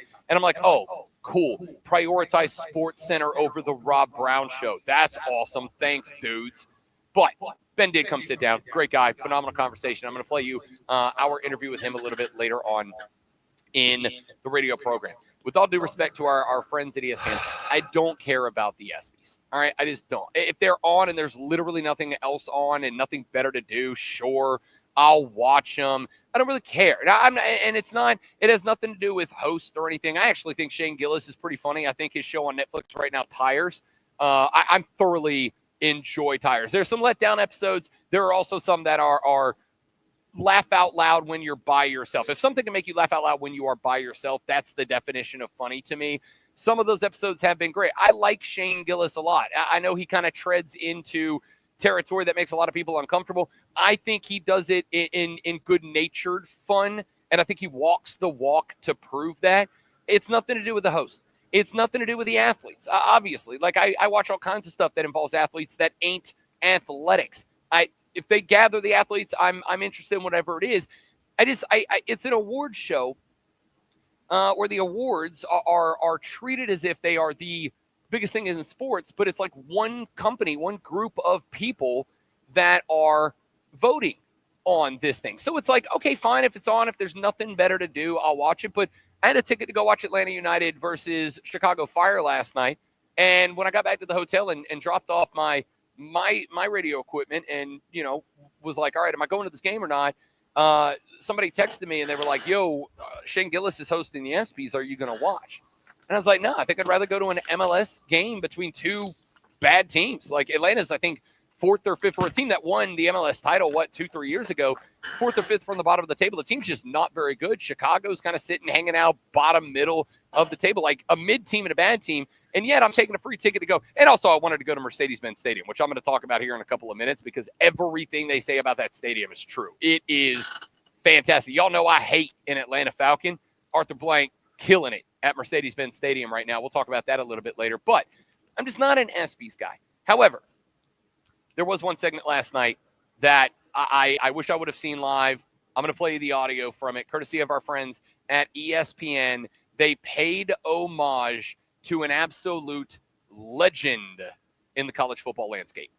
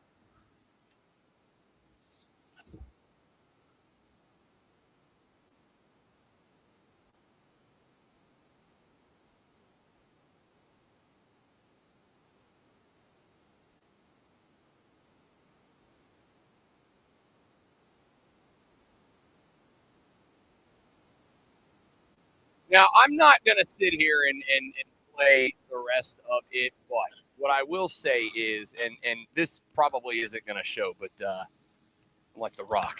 Stop it, Dwayne. Goosebumps. All right? Stop it, This- Dwayne. This is mine now, Dwayne. This You is gotta mine. slap. You gotta slap your arm. You gotta slap your arm. Slap it. There you go.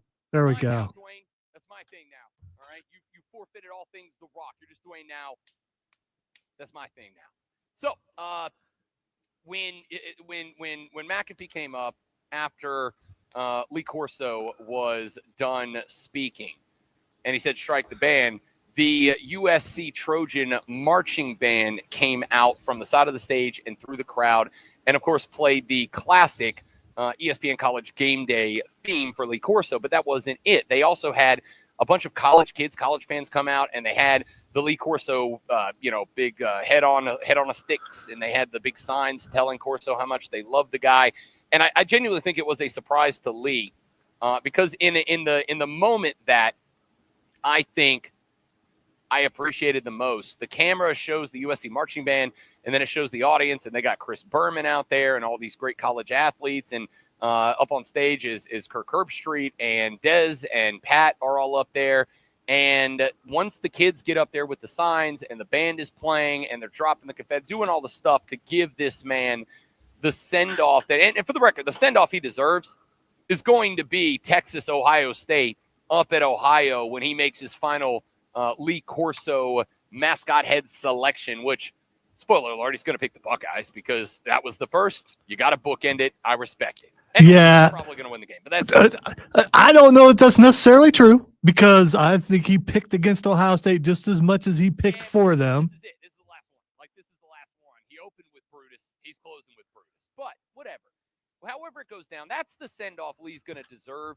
But last night was the send-off that Lee Corso deserved. And when the band's playing and they show the kids up on the stage and they got the big Lee Corso head on a stick and they got all the signs, and Pat and Dez and Kirk are kind of all hugged around him, they cut the camera back to Lee Corso. And I think you heard in the first minute or so of that clip when he was speaking, like, it is very clear, and I say this lovingly because, and I mean this, I think that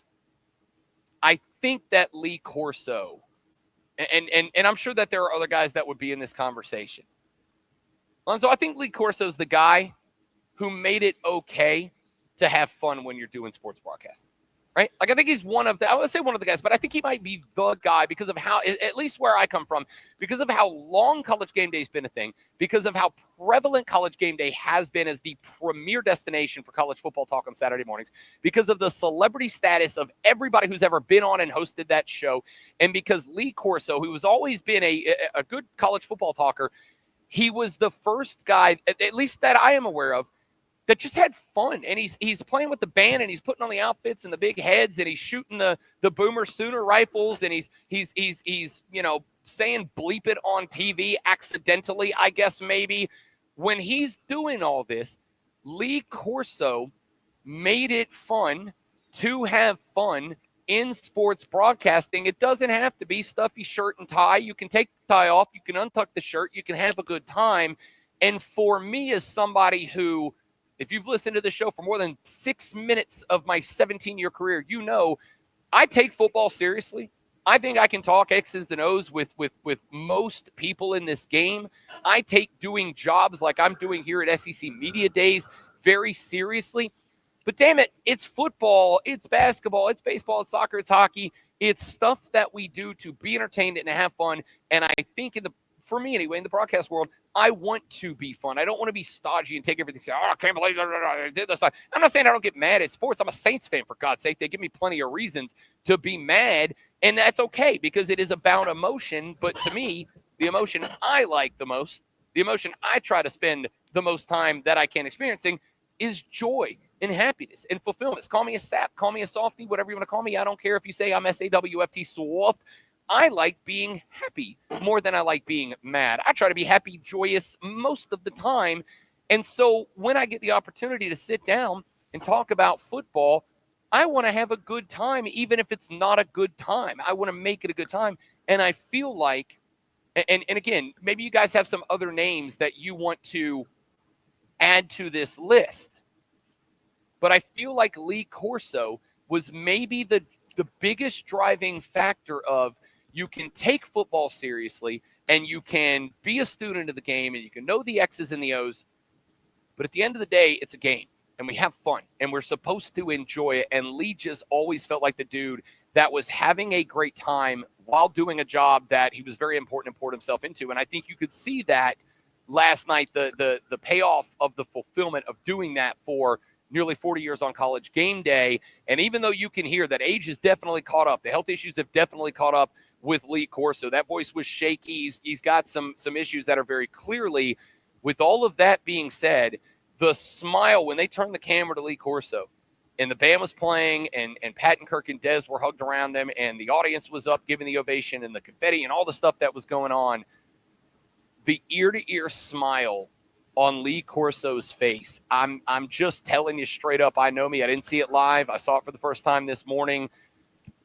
If I was at the crib last night watching that, Lonzo, I probably would have cried a little bit because Lee Corso has been an icon for a very long time. And even when the health started getting to him and all through the pandemic, when he was more at risk than anybody and he was doing stuff from his friggin' pool, doing mascot heads from his pool, but still talking ball, this dude made it cool to have fun while you do a job that is fun to do, and I will forever love and respect Coach for that.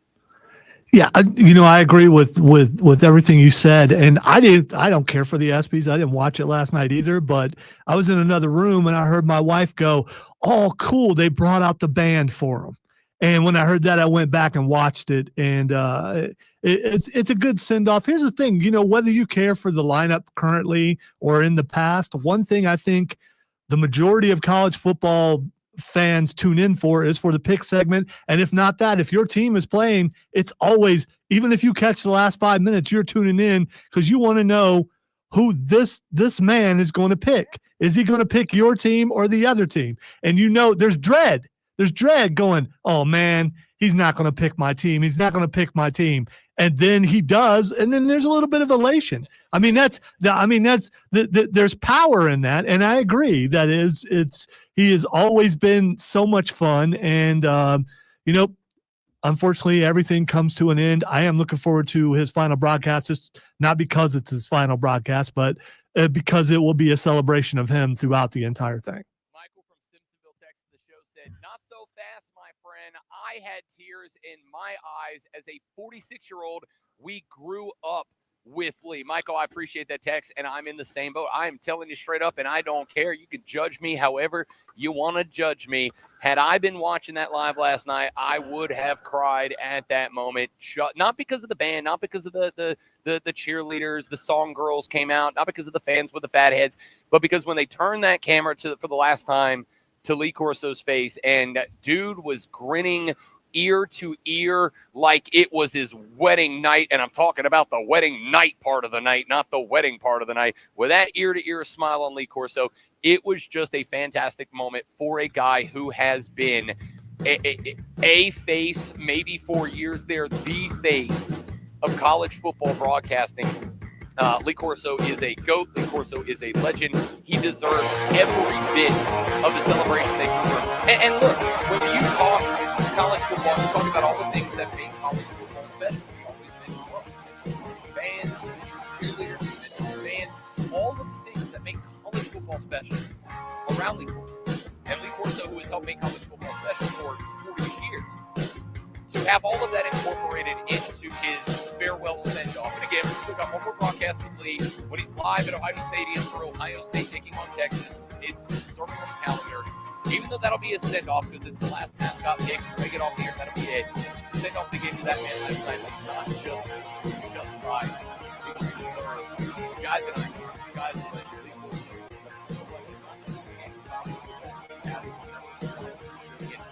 but as a sports broadcaster, as somebody that has been dumb enough to try to make this a career, coming up on 20 years of that now, I personally thank Lee Corso because Lee is one of the dudes that made it okay to have fun and have a good time while you do a job that should be fun and should be a good time. Lee Corso's the reason I don't like angry broadcasters. Luckily, thank you for one more ride in week hour with our interview with Benjamin Watson. When we come back here, we'll make more thoughts on projected quarters in the SEC and some of the other stories that have popped up over the past couple days here at SEC Media Days in Atlanta, Georgia, as college football Hall of Fame Hall of Fame presented by Eagles. Rob Brown Show live from Van Upstate. Three friends. Live from SEC Media Days at the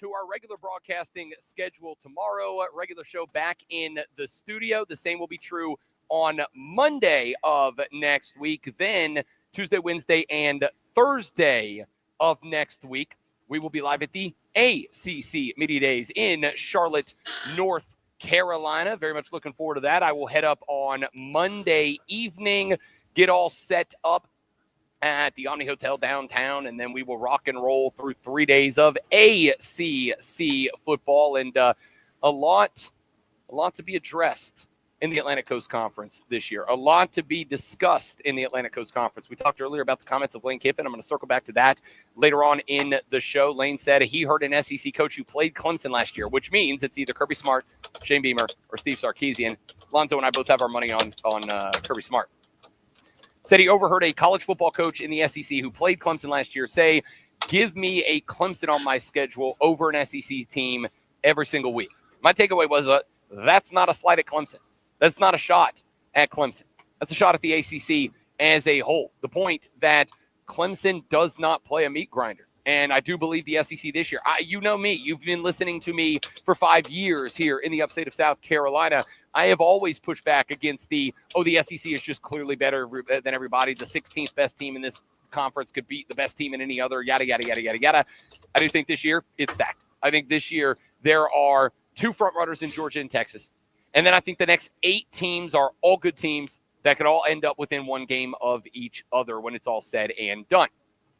So the ACC is going to have to start answering for that. I think there need to be questions next week, and I will ask a few of them when we start getting our interviews scheduled and slated at the conference. I do think that the ACC is going to need its coaches and its players out there on the forefront saying, here's how we're going to get better. Here's how we're going to improve. Here's what we're going to do. Here's how we're going to pick it up this year so that we aren't, I don't want to say a laughingstock conference, but if what Lane Kiffin said is true, and an SEC coach who played Clemson last year said, give me a Clemson on my schedule over any SEC team any week, I don't think that's a shot at Clemson. I think that's a shot at the fact that when you look at the ACC top to bottom, at this point, Clemson is, and this is fair because Clemson, I think, is a national championship contender this year, legitimately. It's Clemson at the top. Then there's Miami, who, like I said, I think they've got talent to be a deep playoff team. I don't know if I'm ready to say championship team with the loss of Cam Ward and the addition of Carson Beck, but I don't know where I'm at Carson Beck. Like I said, I think with a lot of quarterbacks, you can look at the situation and say I have questions, and Carson Beck is one. I think if we've talked about this, if Carson Beck was a Heisman pick this year, was a Heisman finalist selection this year, I think Georgia, a school that has zero issue with money, as also pointed out by Lane Kiffin because he's an internet troll with a job. If Carson Beck was going to be a front runner for the Heisman this year, Georgia would have found the amount of zeros that they had to put on a paycheck to Carson Beck to get him to tell whatever Cavinder twin he's dating and isn't dating anymore, hey, why don't you just hang out in Athens? You'll be a legend here. If we win a natty this year with you as our quarterback, you'll be a legend. You're not winning one at the University of Miami. So I don't know what he's going to be. I'm not a big Carson Beck believer, TBH, but Miami's up there in that mix as well. Florida State, 2-10 last year. Most embarrassing year in the history of that franchise, of that program last year. A lot of people seem to think that they will bounce back this year. Not bounce back into the playoffs, not bounce back into the ACC title game, but a lot of people think that Florida State will be at worst 6-6, maybe 7-5, maybe 8-4 team this year under Mike Norvell, mainly because if it's anything else, he's getting fired. But they went back to the portal this year. They brought in a lot of talent, and I would like to think that Mike Norvell is going to be able to look back at everything that went wrong with that team last year and say, here's how we fix everything. We will find out. We will see what happens. But even if they are a huge bounce back team, they're going to be an 8-4 team. Is that a playoff team? Not out of the ACC. Out of the SEC, like maybe that gets you the 12 seed, maybe the 16 seed when we get there, but not out of the ACC. So the conference is down, and I think the point from Lane Kiffin is the conference is down. Clemson doesn't have to go through a meat grinder. They don't get to experience the old iron sharpens iron philosophy that most of us hold to be true in the landscape of college football. And if all of those things are true, Clemson just doesn't get to the point where they are playing their best football until it's time to play your best football in the playoffs, right? I think last year against SMU in the ACC title game,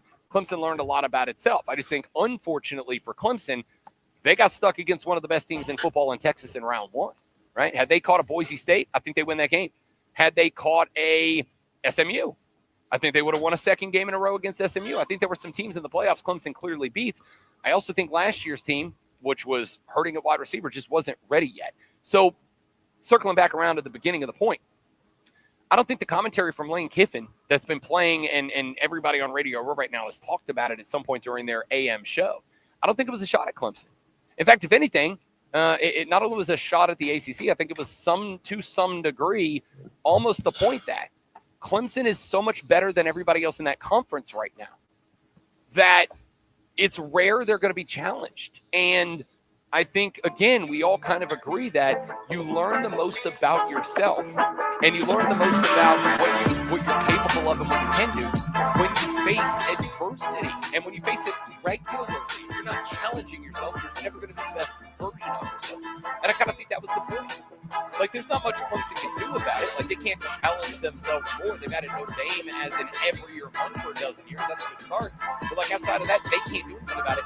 I think next week at ACC Media Days, when we're live in Charlotte, North Carolina, there's going to have to be questions to Jeff Blount at Louisville, to Mike Norvell at Florida State, to Margaret Cristobal at Manny. How do you guys get your programs up there with Clemson so that this conference not only is respected, but so that if your team becomes a playoff team, you've been challenged week in, week out, and you feel like you're playing your best ball going into the playoffs, which is not the case for the last couple of years for ACC squads. All right, when we come back here in just a minute, got an opportunity yesterday to sit down with Benjamin Watson, former Georgia Bulldog, longtime NFL tight end, and now member of the SEC Network. We talked a little bit about the Gamecocks. I'll play that for you next on the Rob Brown Show on the Fan Upstate.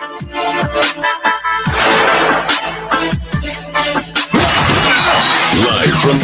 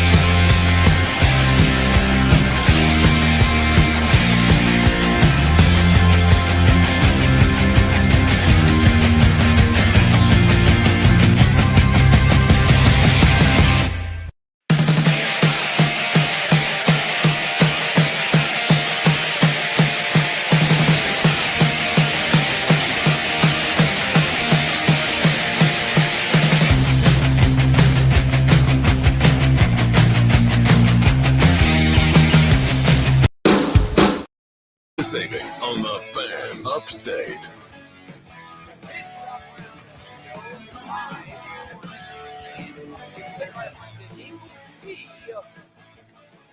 College Football Hall of Fame in downtown Atlanta, Georgia. Your boy resting, rallying, recovering. Spent some time last night at Mercedes-Benz Stadium for a little Atlanta United v. Chicago Fire. Good time had by all. We're going to talk about that. Also going to tell you that coming up in the very next segment of the show, we are going to be joined by somebody that I've been listening to for a very long time. Very excited to be joined on the program by Chris Gordy, the host of Locked On SEC. You know, you got a lot of Locked Ons that cover individual schools. Chris Gordy, they said, no, you're good enough. You're doing the whole damn conference. All right. So Chris Gordy of Locked On SEC going to join us in the next segment, and we will talk to him about the South Carolina Gamecocks and the conference at large.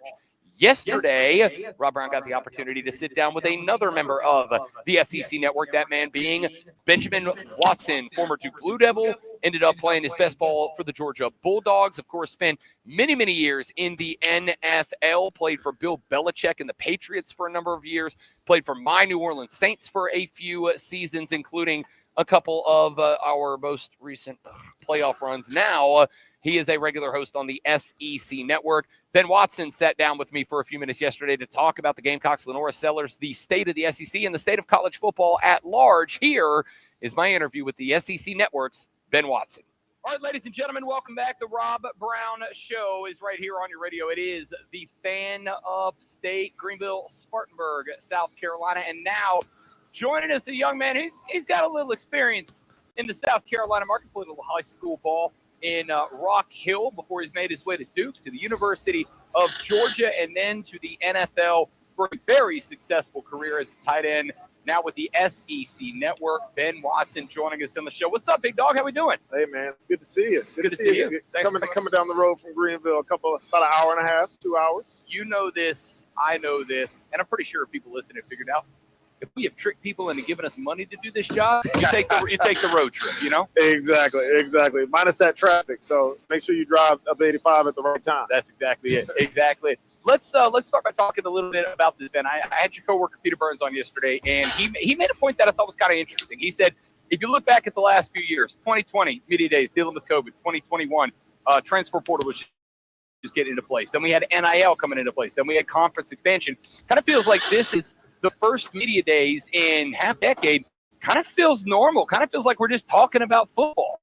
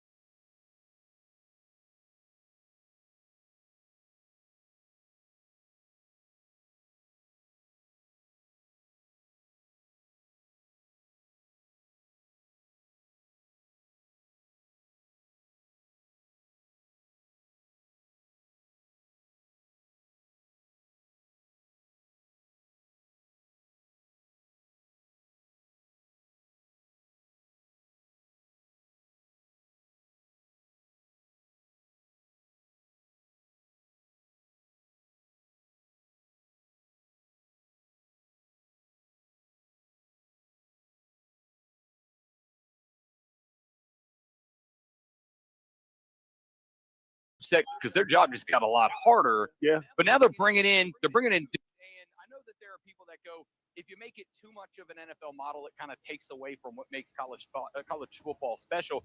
But I disagree. At the end of the day, what makes college football special is what happens on Saturdays when the cheerleaders and the band come on the field and the fans are chanting and all that good stuff. So I understand it's a big deal, but at the end of the day, man, like I don't feel like the game we all know and love has really changed all that much, even if the structure around the business of it has. That's an unusual opinion, I would say, because a lot of people have been upset about it. Sure. But I agree with you. When I look at what I've seen the last year from college football, when I look at the epic games, when you see Georgia going to Texas, you see South Carolina at Clemson, like all those games are still intact. Like they're still exciting. Even if the players are getting paid, they're still exciting. It comes down to, in football, are you going to hit somebody in the mouth or are you going to get hit in the mouth, right? So I don't care like how much you're getting paid. Football kind of makes you play hard, because if you don't, you might get hurt, right? So I do agree that we have to protect our athletes, their well-being. There are a lot of people, whenever you introduce finances into anything, there are going to be people with ill intent. And these are still kids, they're still minors. And so it does add an extra burden, I think, on universities and football programs to protect their players from some of these things while still allowing them to benefit from some of the fruits of their labor. That's a whole other department that's been added for a lot of programs. But I do think when you look at the last several years and you look at the excitement around college football, I mean, it's at an all-time high, and especially here in the SEC, we've got new rivalries brewing. We've got old rivalries being restored, some of them being ended. But the fan base is still, I think, really excited about what they're seeing on Saturday. Talk to me a little bit about that. You obviously have a unique perspective, being on the network, being up close and personal and hands-on with coaches, players, and fans as well. I've said this year, what's got me excited more than anything else is it feels like parity in this league is as good as it's been in a long time because, yeah, you've got Texas and Georgia, and they're kind of prohibitive odds-on favorites by everybody. But I was looking down earlier today when we voted on our projected order of finish, and I'm like, they could win it. They could win it. Florida could win it. South Carolina could win it. Tennessee under Josh Heupel could win it. It feels like this league, which has always been a very good league, is now as deep of a league as it's been in a long time. Do you kind of have the same read on it? Yeah, I think some of the talent has spread out. I think if you are a fan of one of the upper echelon teams, you're not happy about that. I'm an analyst, but I'm also a Georgia fan, so I'm not happy about. Sure. I'm not happy about talent being spread out. It's like if you said like Alabama and others, but I look at about 4 teams that I think, hey, it's kind of a toss up. Then I also see kind of middle tier teams that you're right. If the ball bounces one way or another, or if the referees get a call right in Columbia, against an LSU team on an interception. Oh, you had to make that one fresh, didn't you? I was screaming on the top of the table at SEC Network. Yeah. Like, this remember. This is unacceptable. I remember. Like, this changes the entire trajectory of this program because of something that a referee did. But I'm saying that's how close things are for all the teams. A call goes this way, a call goes that way, the ball bounces the wrong way. And so that's exciting, though. For viewerships, I think people don't like to see blowouts. People want their team to win. We like competition. Yeah, but they like competition. Yeah, without a doubt. All right, since you brought it up, let's talk a little bit about these Gamecocks of South Carolina. You guys obviously have had plenty of chances to talk to Shane Beamer. I love this guy. I was one of those people that was kind of questionable on the hire when it got made, but he's won me over. I know he's won most of the Gamecock faithful over. What's your read on the direction of this team? Because I think he's done a wonderful job culture building and energizing that fan base. But I also think at some point, last year was a great year, but it's got to start coming with wins, and then it's got to start coming with accomplishments. Where do you see Shane Beamer and his progression as the head coach of this team? Yeah, you got to have back-to-back successful years. At some point, people get tired of being sold hope, only for it to be dashed. And so this year is really critical. And it's not easy. It's not easy. You look at their schedule, got a tough schedule like everybody else does. But there's two things that happened this offseason, and we talked to Shane Beamer about it. I actually asked him this question about retaining Lenore Sellers and retaining Dylan Stewart. Like, that speaks volumes because these are 2 young men who are, quite frankly, at the end of the season, they could be the 2 very best at their position in the nation. Not just the SEC. They could be the very best in the nation at their position. They're young players. A lot of people are trying to get them at other programs, and he found a way to retain those 2 players as cornerstones of his program.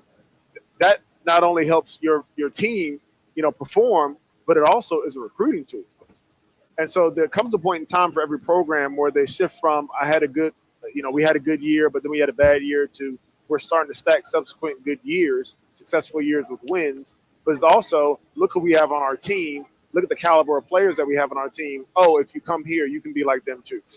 And so that's the sign to me. And I love Shane Beamer. I love his heart, his passion. I love the way he honored his wife, singing the song to her, and like the way he has his family around. Like, I love all that about him and his family. But I hope for them this is maybe a seed change, and then moving to kind of that next level of sustained success over multiple seasons. Sure. I'm getting the rap sign. So 30-second answer. I've said a number of times, as goes Lenoris this year, go the Gamecocks. If he's Heisman finalist, they could get in the playoffs. If he's not, maybe it's not the year they wanted. 30-second answer. What is the ceiling for this football team, and what do you expect out of it? You know, ceiling for this team, you know, this is 12-team playoff. I think they're on the brink of that. Last year, I think they should have got in, but we didn't have a metric for it. And so I think this can be a playoff team. I think, however, a lot depends on the defense. You lost a lot on defense. The defense was a huge part of the reason why they were even in the position in the first place. So a lot depends on the ceiling for this team. Really, for me, it's not necessarily even Lenora Sellers. It's that defense getting right and being somewhat of what we saw last year, where they lost. I mean, they lost several draft picks on that team. The SEC Network's Ben Watson here on the Rob Brown Show on the Fin Up. Man, great to have you. You guys have been killing it on the net. Love watching. Keep it up. We'll see you in football season. Thank you very much. Ben Watson here on the Rob Brown Show in the Fan Upstate. We are back after this. So there you have it, Mr. Benjamin Watson from the SEC Network. Kind enough to sit down and spend a few minutes with us yesterday. Look, I think he said what a lot of us have said, which is, and I made the statement yesterday that I don't know what the trigger for this will be. I don't know what the mark of it will be. I don't even know that we will be able to say when it happens.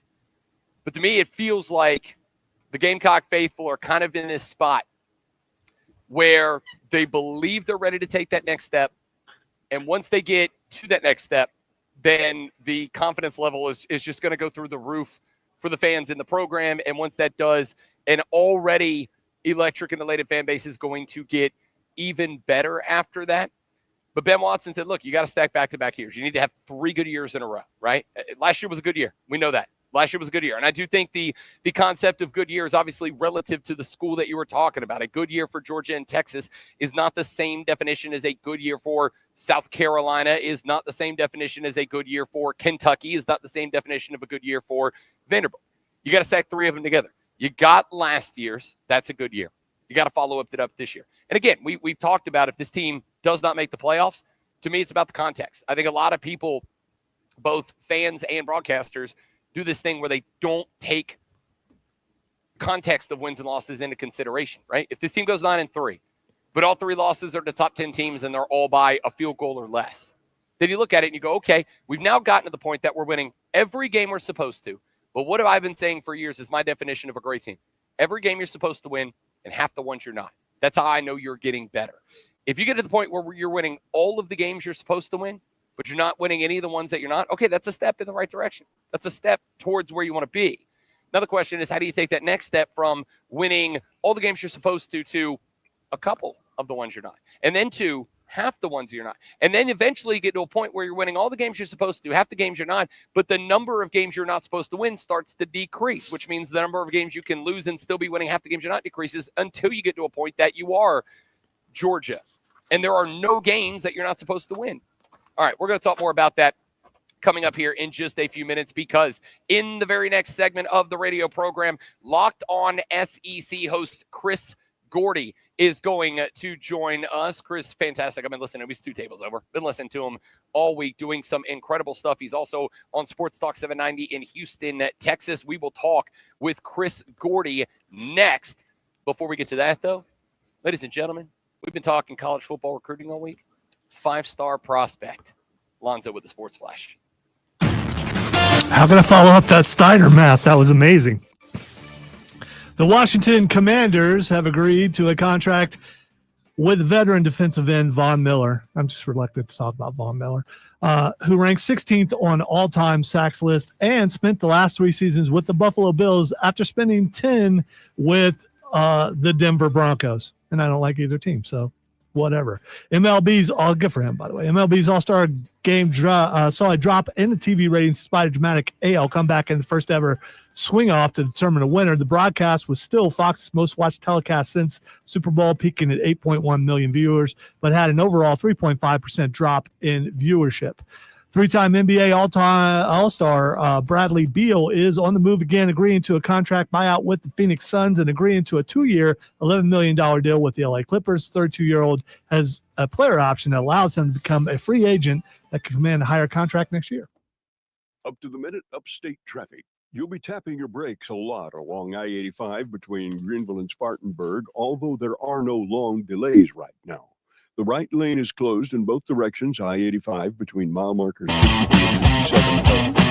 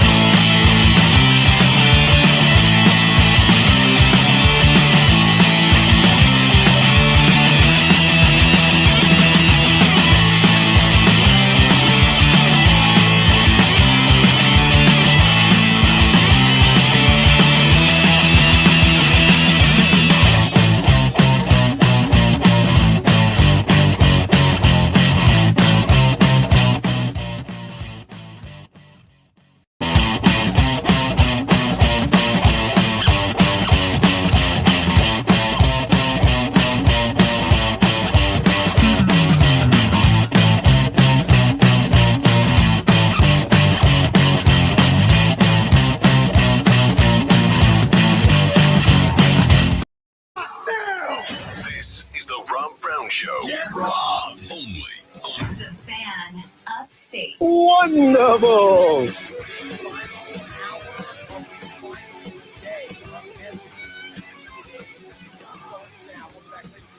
It is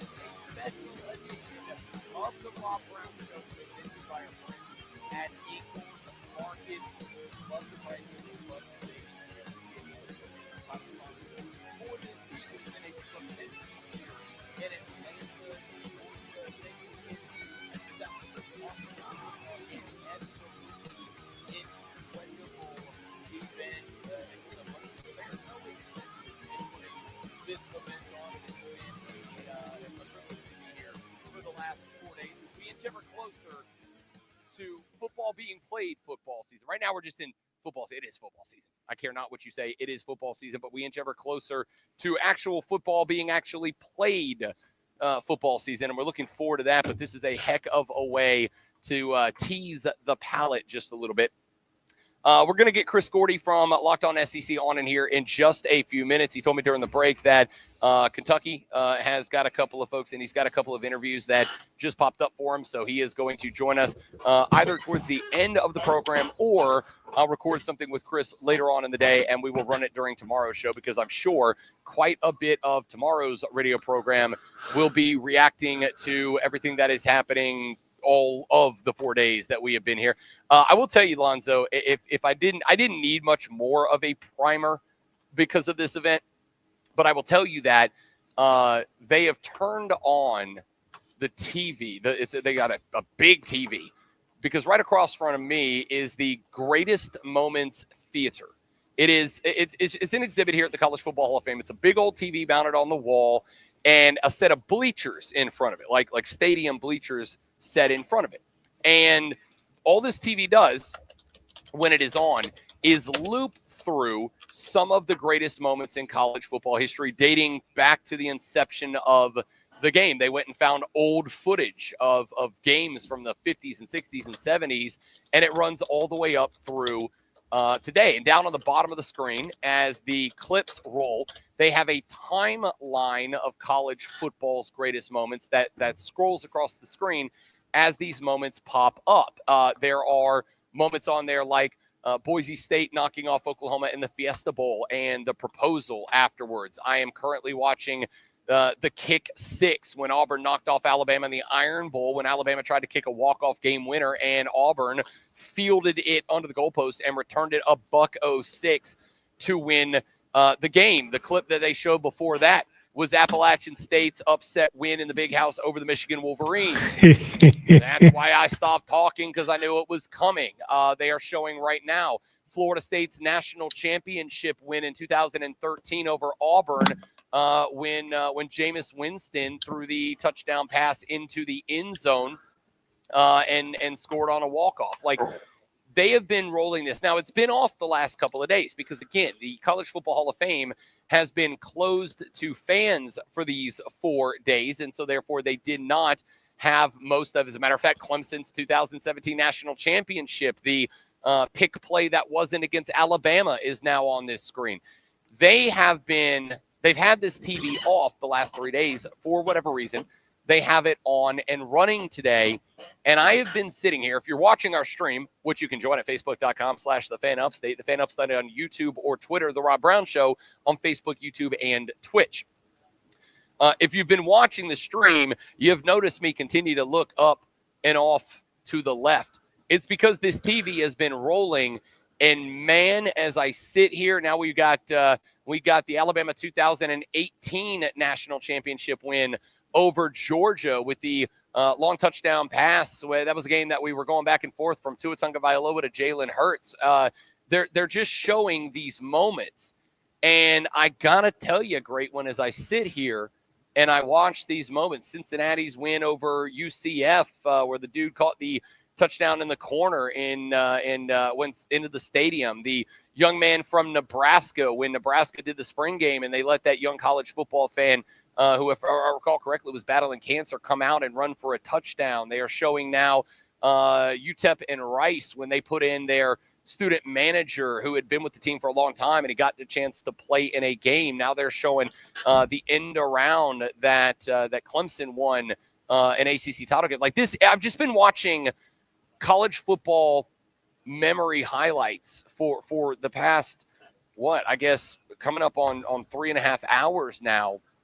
And man, it's just, I don't understand anyone who doesn't love the game of college football, right? Like, I'm an NFL guy, I'm an MLB guy, I'm an NHL guy, I'm a soccer guy, I'm a hockey guy, but there are things that make all of those sports different, unique, and special. And I fully believe in my heart of hearts that college football, what makes college football special more than I think any other sport, what makes college football special is the people and the passion that they have for it. And so to watch all these memories that, the University of West Florida Argonauts aren't showing up on this clip. But to watch all these different magic moments from college football and remember as a fan, not of the two teams playing in any of them, remember the different places that I was, the couches I was on, the bars I was in, the games that I was at, whatever, to watch all of these memories and how they play out and to have them bring back these memories for me as a fan, dude, college football is just special, and the off seasons are long and arduous, but being inside of 50 days left until South Carolina and Virginia Tech get us kicked off in Atlanta, right here in Atlanta, Georgia, dude, there's a vibe in the air, man. There's a vibe in the air that's just unmatchable. So even if you didn't think it was football season, having that in front of you, that's gotta, yeah. Game changer. I mean, it's just, again, right now they're running through clips. They just showed Jadeveon Clowney's hit on the Michigan running back, which was my screensaver for a really long time. Dude, I mean, they just show it from that. Actually, I've never seen the angle. They just showed the angle. Well, let me rephrase that. I haven't seen the angle in a long time. They just showed the angle from the back of the running back going towards Clowney. And I actually, I remember talking about that hit. Obviously, it comes up every now and then, but I think my favorite part about that play is not just the hit, which obviously in the context in the game with the fumble that was overruled and replay didn't change it, and it should have been a South Carolina ball anyway, and then Clowney does that. That's not even my favorite part of the clip. And it just, whatever reason, sparked in me. I just saw that hit from the angle of the camera behind the running back going towards Jadeveon Clowney.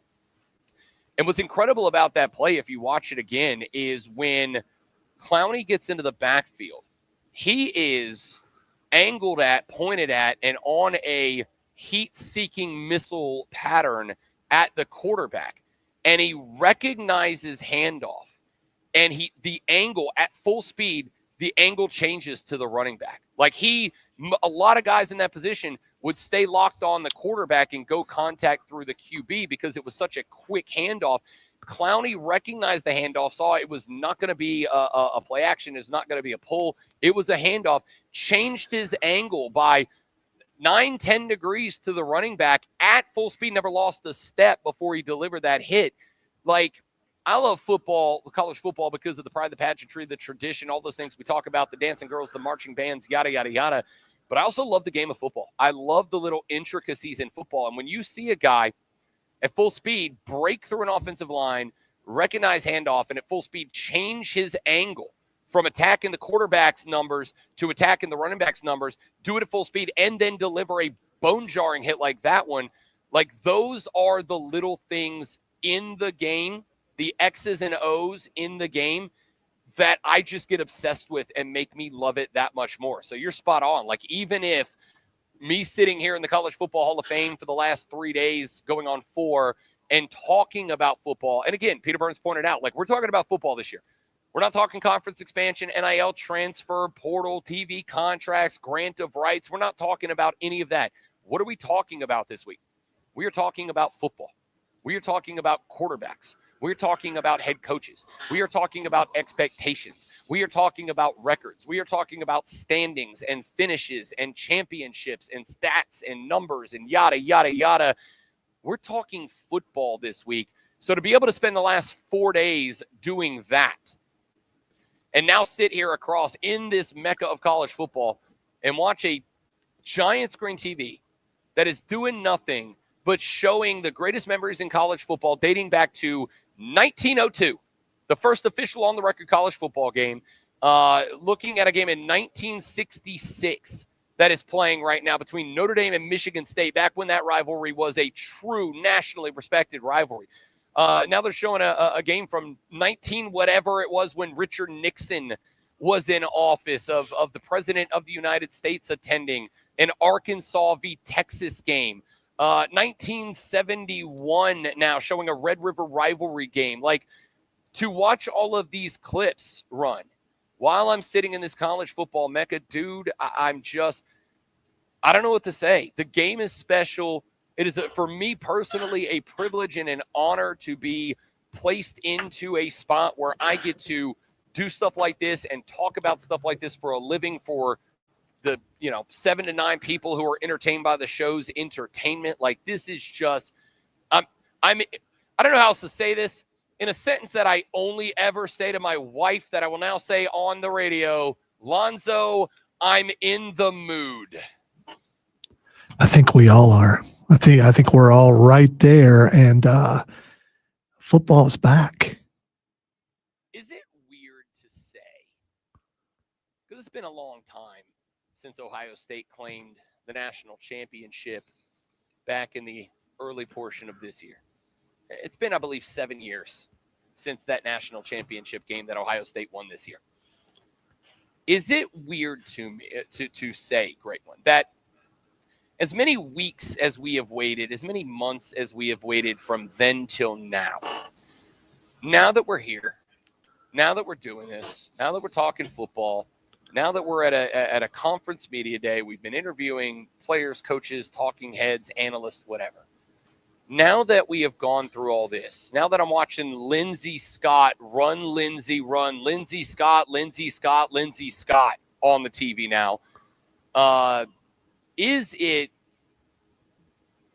weird that I am afraid that the next 45 days are going to be the longest 45 days of the year? Because, like, I'm in football mode now, man. Like, we're talking football, we're watching football, we're at a college football mecca, talking to coaches and players and talking heads, and, like, I'm in football mode, and we do still have 40 some odd days until we get the Yeah, but you're looking at it wrong here, because next week you'll be at ACC Media Day.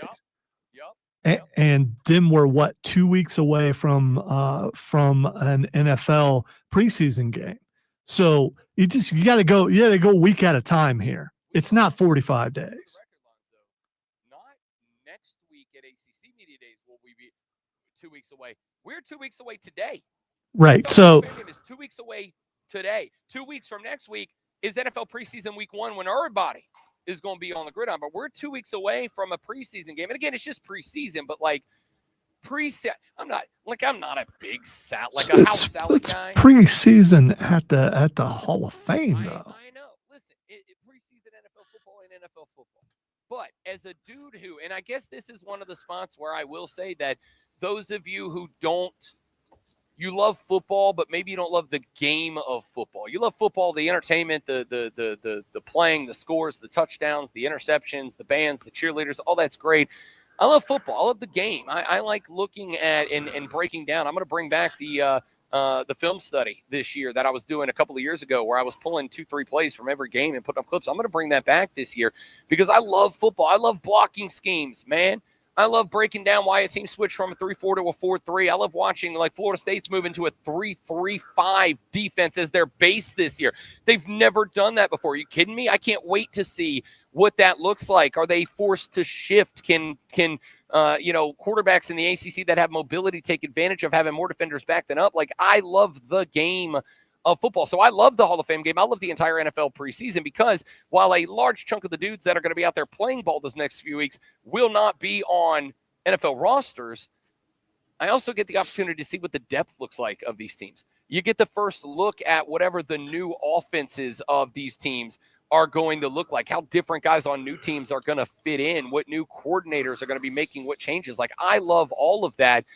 We are 2 weeks to the day away from the NFL Hall of Fame game. We are 3 weeks and 2 days away from the official kickoff of NFL preseason week number 1. And we are less than 50 days away from the College Football Hall of Fame, the College Football Hall of Fame kickoff game between South Carolina and Virginia Tech here in Atlanta. And I am telling you, dude, like, I am just afraid that even with ACC Media Days next week, which are going to be great, and I'm looking forward with it, I feel like the next 4 weeks of my life are going to be just tick, tock, excruciating. I have a solution for you. Go download the latest college football game. Yeah, so and drop till I already left to come here on Game Pass for everybody to get. I gotta tell you, that just might be the whole weekend. I mean, there you go. Play that every day, and it will help you get to where you need to get to. That might just be all I do next week, honestly. I may download that game. I got Bet for the Cycle. Let's see. We got the show tomorrow morning. I got BetMGM tonight, tomorrow night. I got Bet for the Cycle on Saturday, and then I'm done broadcasting till Monday. When Bet for the Cycle goes off the air at 4 o'clock on Saturday, there's a very solid chance that your boy is going to sink back in the couch. I'm going to load up the beer fridge in the Bro Cave so I don't even have to walk to the kitchen. I'm going to put EA Sports College Football 26 on the Xbox. I'm going to remove my pants and perhaps not put them back on until Monday morning at 4 o'clock when I got to get ready to go to work. I think, Zoe, you're a genius. That might be the play. Don't call me on Sunday, people. I'm busy. I'm doing nothing but playing college football on the Xbox. All right. We got a few more things that I would like to get to. Greg Sankey was on the SEC Network's SEC This Morning with Chris Doering and Peter Burns, buddy of the show, Peter Burns, yesterday. And Sankey had a comment that I think kind of solidifies something that I have been saying for a couple of years now. And it's interesting because it acknowledges that Greg Sankey knows that what I've been saying for the past year and a half is true. The question mark is he going to act like it is true? Because how he acts is going to have an impact on everybody. I'm going to play some audio from Greg Sankey. When we come back, we'll react to it. Final segment of the show today. We are going to take one more look up and down everything that has happened, everything that will happen. Give you some final thoughts from SEC Media Days as a special edition of the Rob Brown Show presented by Eagles. Rolls on live at the College Football Hall of Fame. This is the Fan Upstate. QC.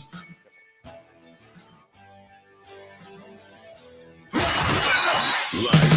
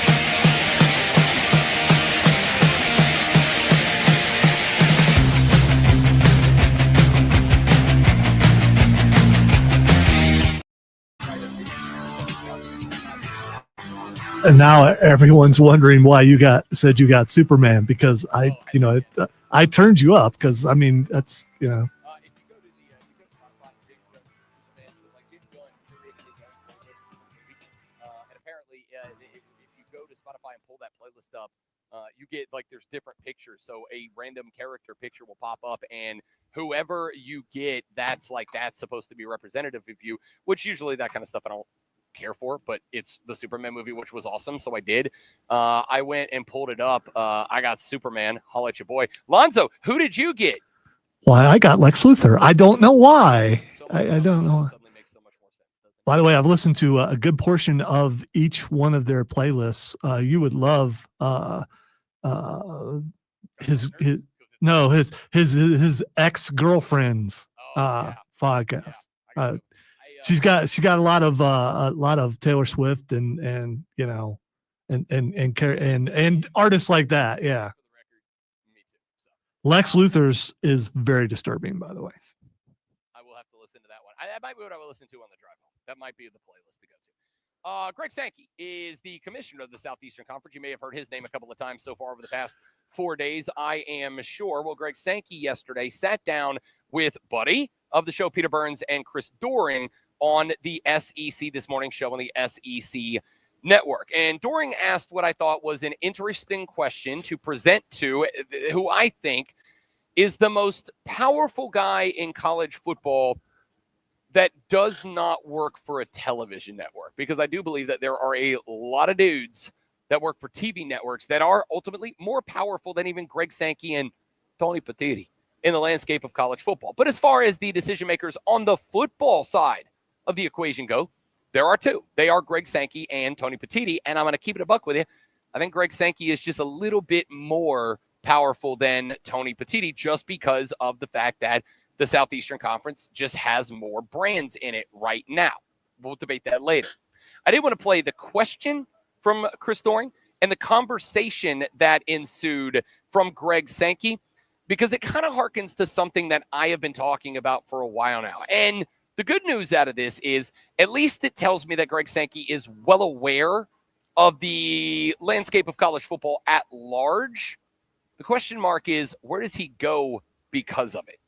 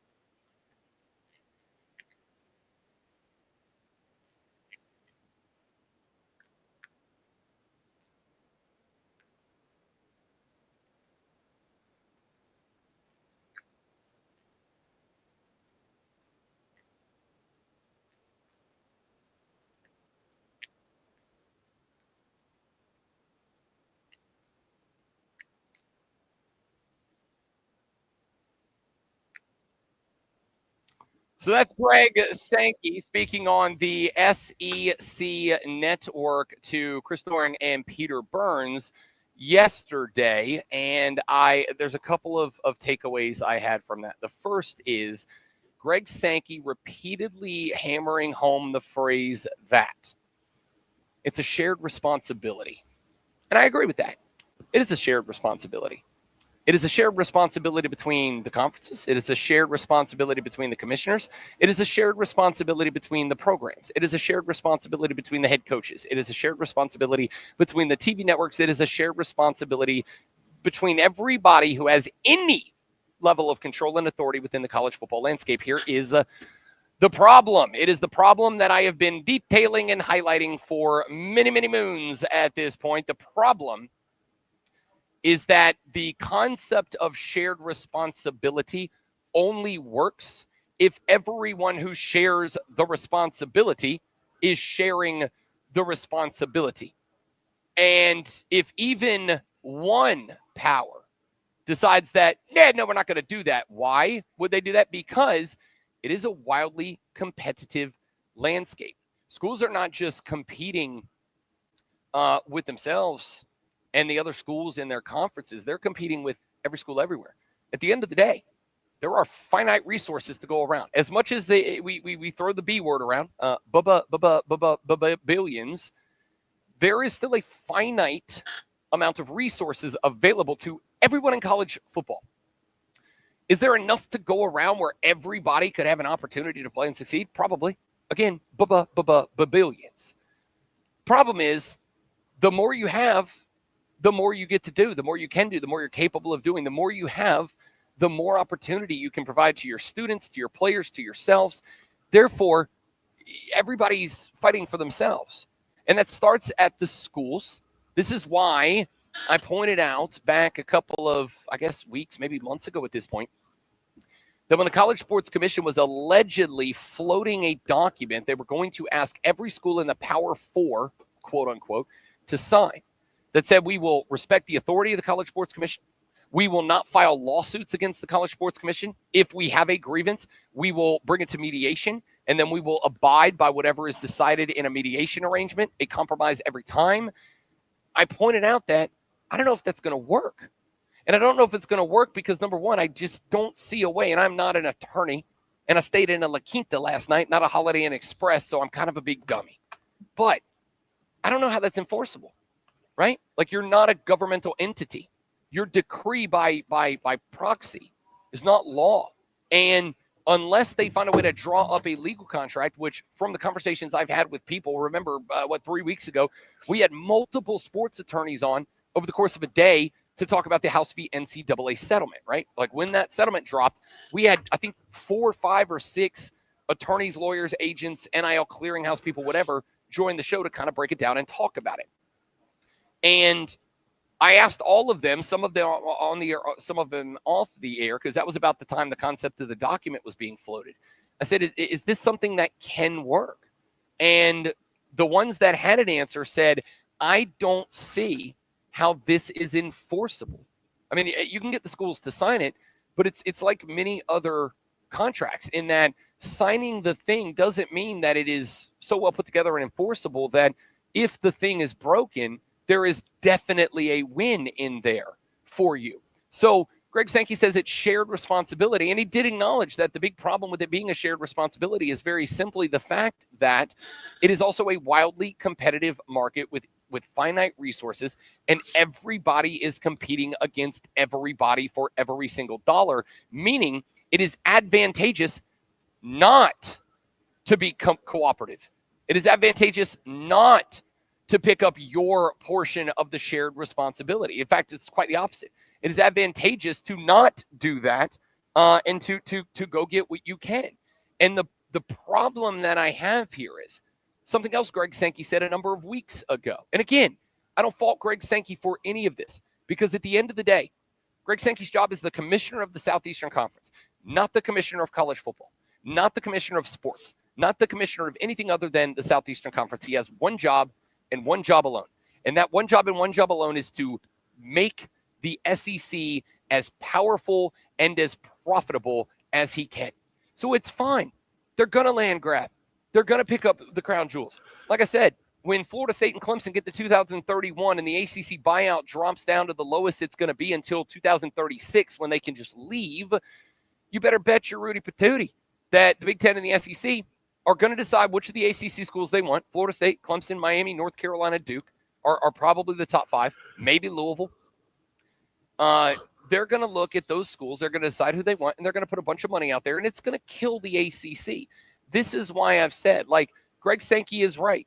College football would be at its best if everybody in college football looked out for college football first and then themselves.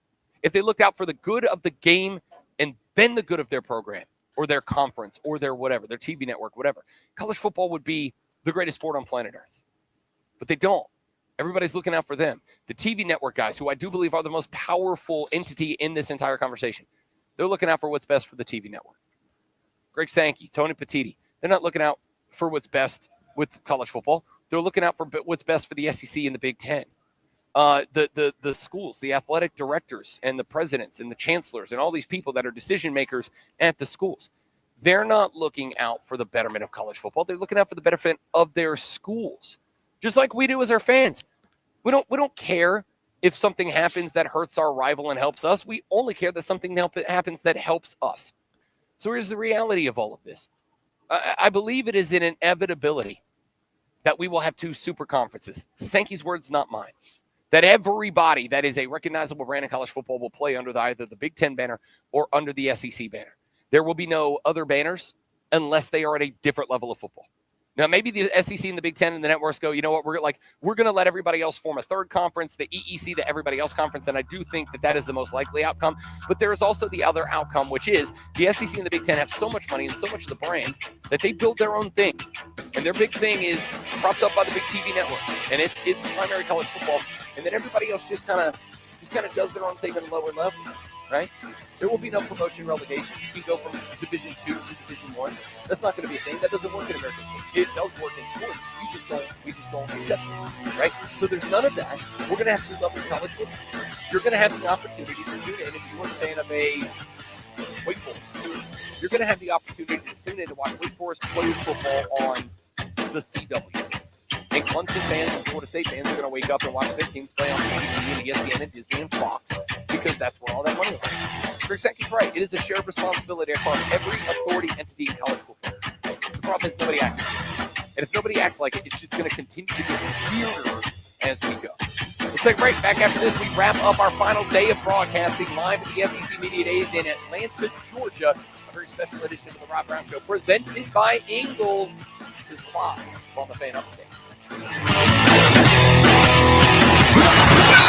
Live from SEC Media Days at the College Football Hall of Fame in Atlanta, you're listening to a special edition of the Rob Brown Show, powered by your local Ingles Market. Low prices, love the savings on the Fan Upstate. I'm Chuck Sanders. Here's the Sports Flash presented by Progressive. The Atlanta Braves looking to turn things around when the season resumes. They dropped 7 of 10 heading into the break and picked things up with a series against the New York Yankees starting on Friday. Neither team has announced a starting pitcher for the opener at Truist Park. Fourth place Atlanta's 12.5 games out in the NL East. Carolina Panthers training camp quickly approaching. Rookies report coming Monday. Veterans are due in next Tuesday. Camp being held in Charlotte at Bank of America Stadium. Fans unable to attend this year and next due to construction at the facility. 4-star offensive lineman Kamari Blair announced a commitment to South Carolina on Wednesday night, choosing the Gamecocks over Ole Miss and Tennessee. He's 6'6", 280 pounds, and is ranked nationally as the number 22 offensive tackle in the 2026 class. Listen anywhere on the Odyssey and TuneIn apps, and now the iHeartRadio app. Search the Fan Upstate. I'm Chuck Sanders. That's the Sports Flash on the Fan Upstate.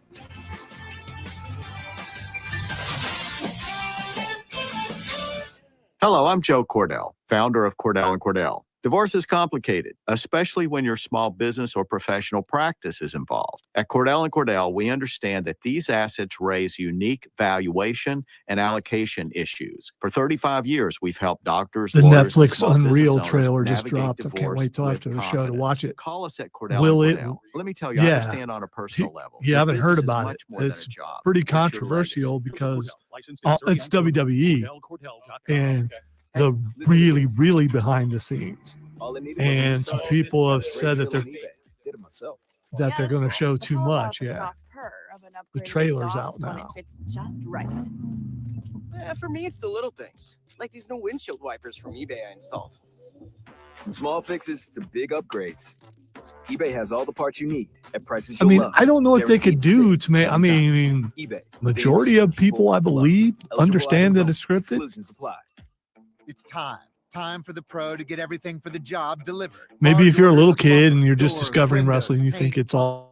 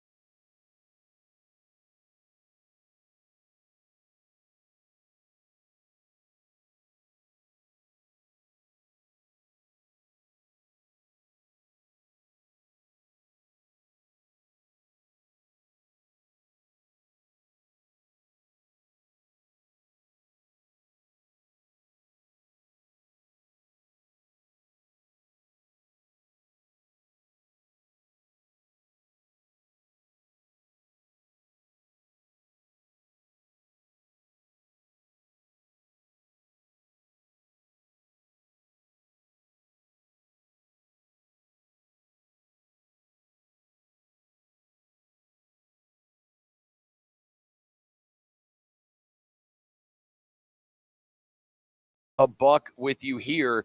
This place is special. The College Football Hall of Fame. I didn't know what to expect because I really didn't know anything about it other than A, it was here, and B, they had a big wall of helmets in the rotunda when you first walk in. Like, that was the extent of my knowledge, which I'm ashamed to say as a college football fan, but I just didn't know much about it. When you walk into this place, especially the upstairs portion, when you first walk into the rotunda, you go up a flight of stairs or an escalator to get to the upstairs portion first. Floor 2 is where most of the exhibits are. And when you turn the corner, the very first thing you see, and I'll put a picture of this up on our social media coming up here after the show. The very first thing that you see when you turn the corner to walk into the upstairs exhibits of the College Football Hall of Fame is a trophy case. It's like a trophy case, a glass case, and inside of that is one of every trophy they hand out in college football, including a national championship trophy. To the left of that, or excuse me, to the right of that, left as I'm looking at it right when you walk in, they have, and by the way, they have the old championships, like the crystal ball up on the stand. They got the BCS championship. They have, it's just all of them, and it's just spectacular to look at because every one of those trophies triggers some sort of memory, right? You think of a guy from your team that won that, or that time that your coach picked that crystal ball up off the stand, or held up that glorified bank pen holder that is the current college football national championship trophy.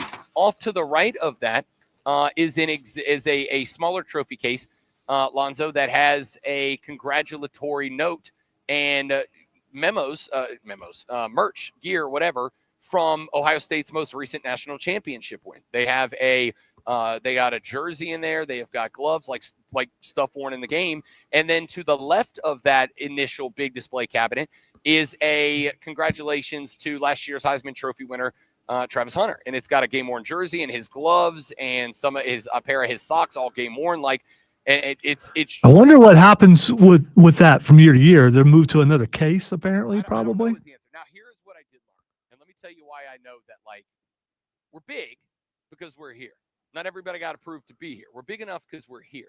But I know we're not big boat in the broadcasting world yet. We're working on it. We're getting there day by day.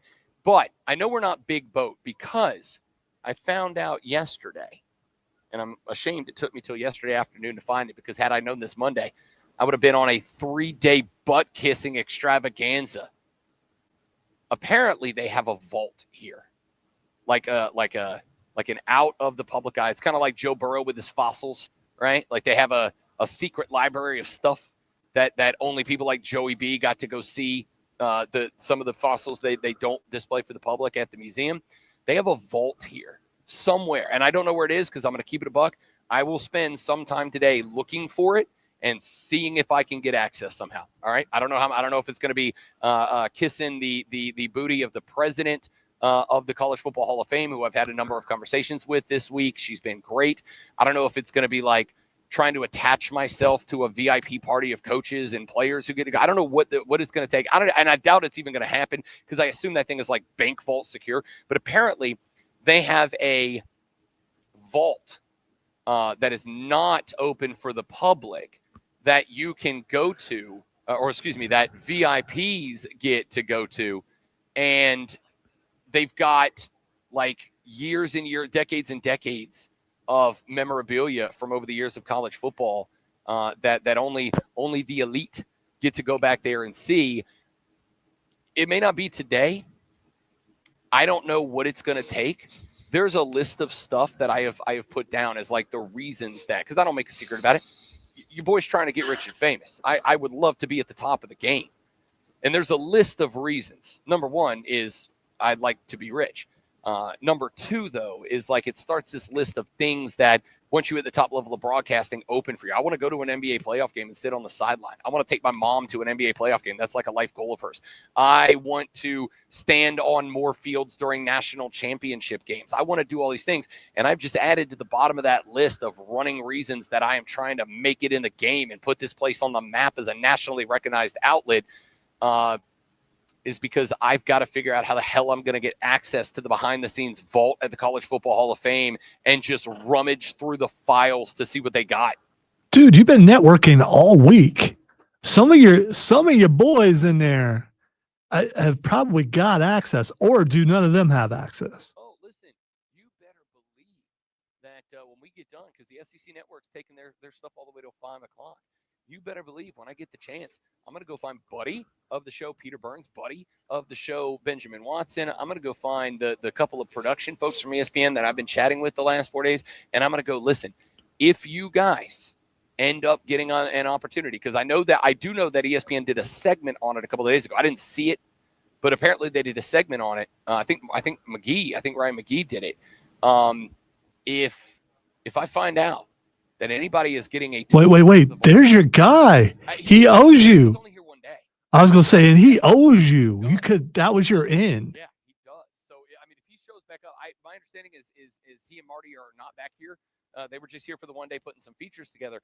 If he shows up, if I go talk to the production folks or Ben Watson or Peter Burns, buddies of the show, and they're getting the tour, if I find anybody here that is going on that tour today, I don't know what it's going to cost me to make it happen, but I will owe somebody a Godfather-style favor when that's all said and done. We'll see.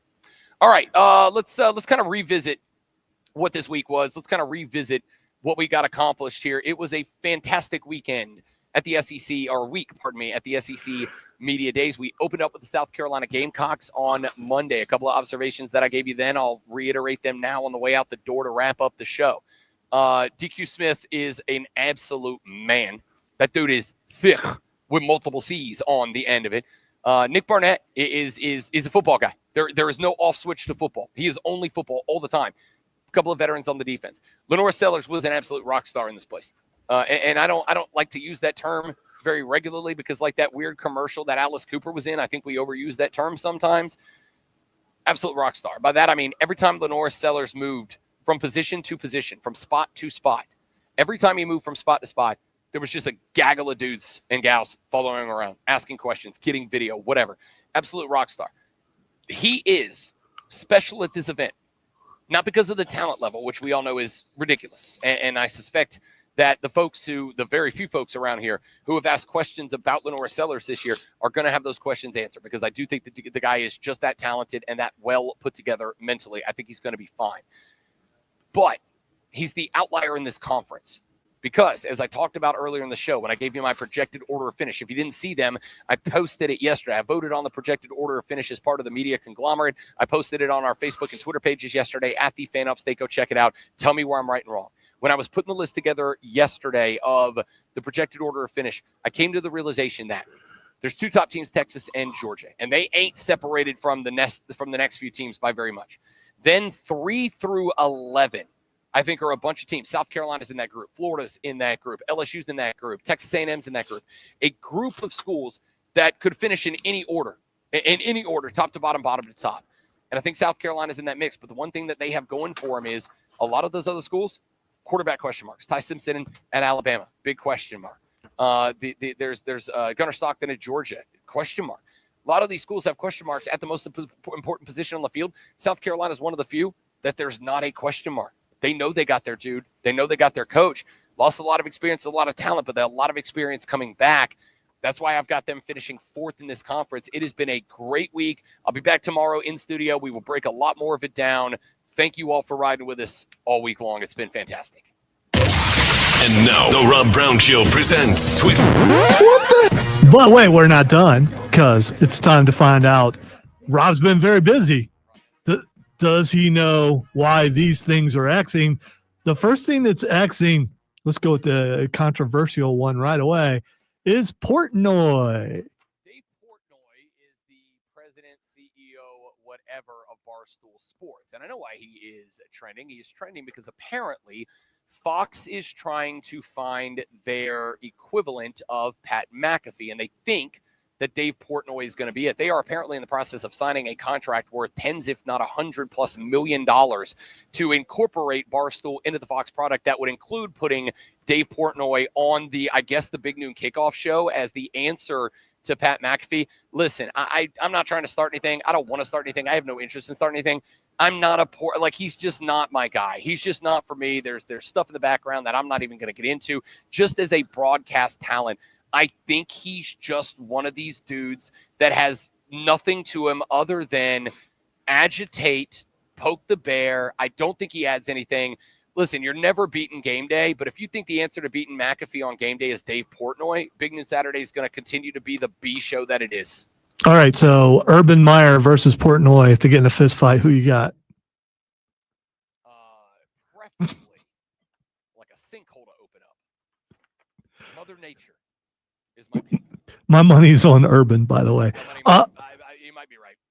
Yeah. All right. The next thing that's Xing is Shane Gillis. Shane Gillis Xing because Shane Gillis was the host of the ESPYs last night. Shane Gillis is kind of a guy that There's one particular reason why. Was it the Caitlin Clark joke? No, it was the WNBA See, I didn't thing. I didn't watch it. All right, so tell me what he said. So he pointed out, and I'm paraphrasing, he pointed out a lady in the audience and said she was like a 4-time WNBA All-Star and a bunch of stuff. And then he said, oh, by the way, I'm joking. That's just my friend's wife. And you all applauded for it. To point out that none of them knew that she wasn't in the WNBA. Yeah, there was another one, I think like a year ago, 2 years ago, that Colin Jost on Saturday Night Live during Weekend Update said, no, it was Michael Che, because Che's been doing WNBA jokes for years. And Che did a joke where he said, the New York Liberty have just won the WNBA championship, and like the audience started clapping and going wild, like, hell yeah, we did it. And then as soon as they die down, he goes, no, they didn't. The Las Vegas Aces just won it yesterday. You're all making my point that nobody watches. Listen, I'm a fan. I will continue to advocate, talk about, discuss, and help promote the WNBA because I do think it will be one day a successful program. But I also heard yesterday, and I don't remember which player it was. There was a player yesterday in the All-Star game who was like, this is just proof they got to pay us more. Like, we need to be making more money. And it's like, that league loses $40 million a year. I want it to be good. I want it to get to where it is a profitable endeavor that is no longer subsidized by the NBA because I think the women and the athletes deserve it. But the problem is when you come out and say stuff like that, oh, we should be paid millions more when you're getting nothing out of the deal. Like, you're making people who don't like you not like you more. All right, let's go out on a big note for you. The last thing that's Xing is Charlotte FC. Charlotte FC is going to be hosting next year's MLS All-Star game at Bank of America Stadium in Charlotte, North Carolina. You soccer heads, I'm letting you know right now, I'm not going on a press pass to that game. Your boy's going on a ticket to that game because the tailgating in Charlotte around Charlotte FC is absolute world-class elite. It is going to be awesome. Can't wait to be up in Charlotte for the next MLS All-Star game. Ladies and gentlemen, that is it. I say sincerely, to those of you that have been listening the last 4 days, thank you for being a part of it. I want to say thank you to the Southeastern Conference for the event. I want to say thank you to the College Football Hall of Fame for being an incredible host this week. I want to say thank you to everybody that has been working this event for making it go as smoothly as it has gone. I want to say, obviously, a very special thank you to our sponsors at Ingles. Low prices, love the savings. Love Ingles. Thank you for getting us here. I want to say thanks to all of you one more time for being a part of the show. Back in studio tomorrow. We'll be in studio Friday, Monday. ACC Media Days next Tuesday, Wednesday, Thursday. Have a great rest of your day. Don't forget to drive. I'll punch you in the face. See you back here tomorrow. The Rob Brown Show with State Upstate. Later. Live from SEC Media Days at the College Football Hall of Fame in Atlanta, you're listening to a special edition of the Rob Brown Show, powered by your local Ingles Market. Low prices, love the savings on the Fan Upstate. $5,000. That's the average amount of money people in the U.S. are now spending on gas in a year. $5,000. That's crazy. If you drive, you have to download Upside, the free app that Those of you that have been hanging out with us on the stream all week, seriously, like, I can't tell you how much the interaction and the viewership on the live stream, I can't tell you how much that helps us, right? Like, when we get the opportunity at the end of the week and I go sit down with the boss man and he's going, all right, tell me about the week and all that. When I get to tell him, like, we are absolutely killing it with online viewership. We are 6 months ago, 8 months ago, we were averaging at any given moment like 20 to 25 viewers. That number now stays. All right, I'm going to stop for a second. Steven, stop it, dude. Okay? There are some things that can be fixed and some things that cannot be fixed.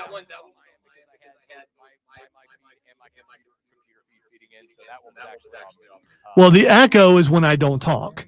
And you're hearing, and I need to hear the feed. I mean, here, I will fix it, Steven. I'm just going to disappear.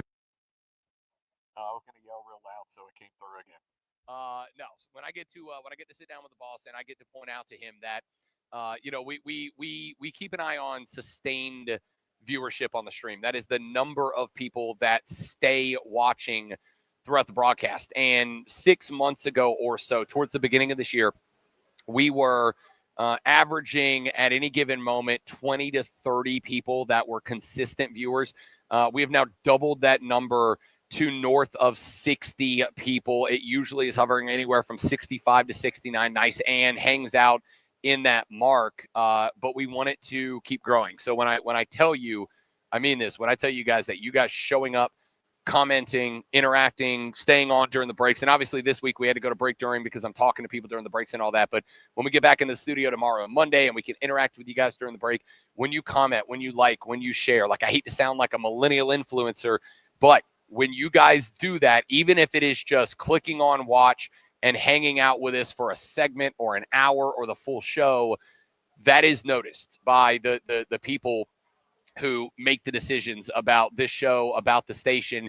That's the kind of stuff that allows us to continue to grow, to continue to come to and cover events like this. That's the kind of stuff that allows us to be able to do this stuff. So I mean it sincerely when I say thank you guys for doing it. I cannot ask any more of you, but I'm going to anyway.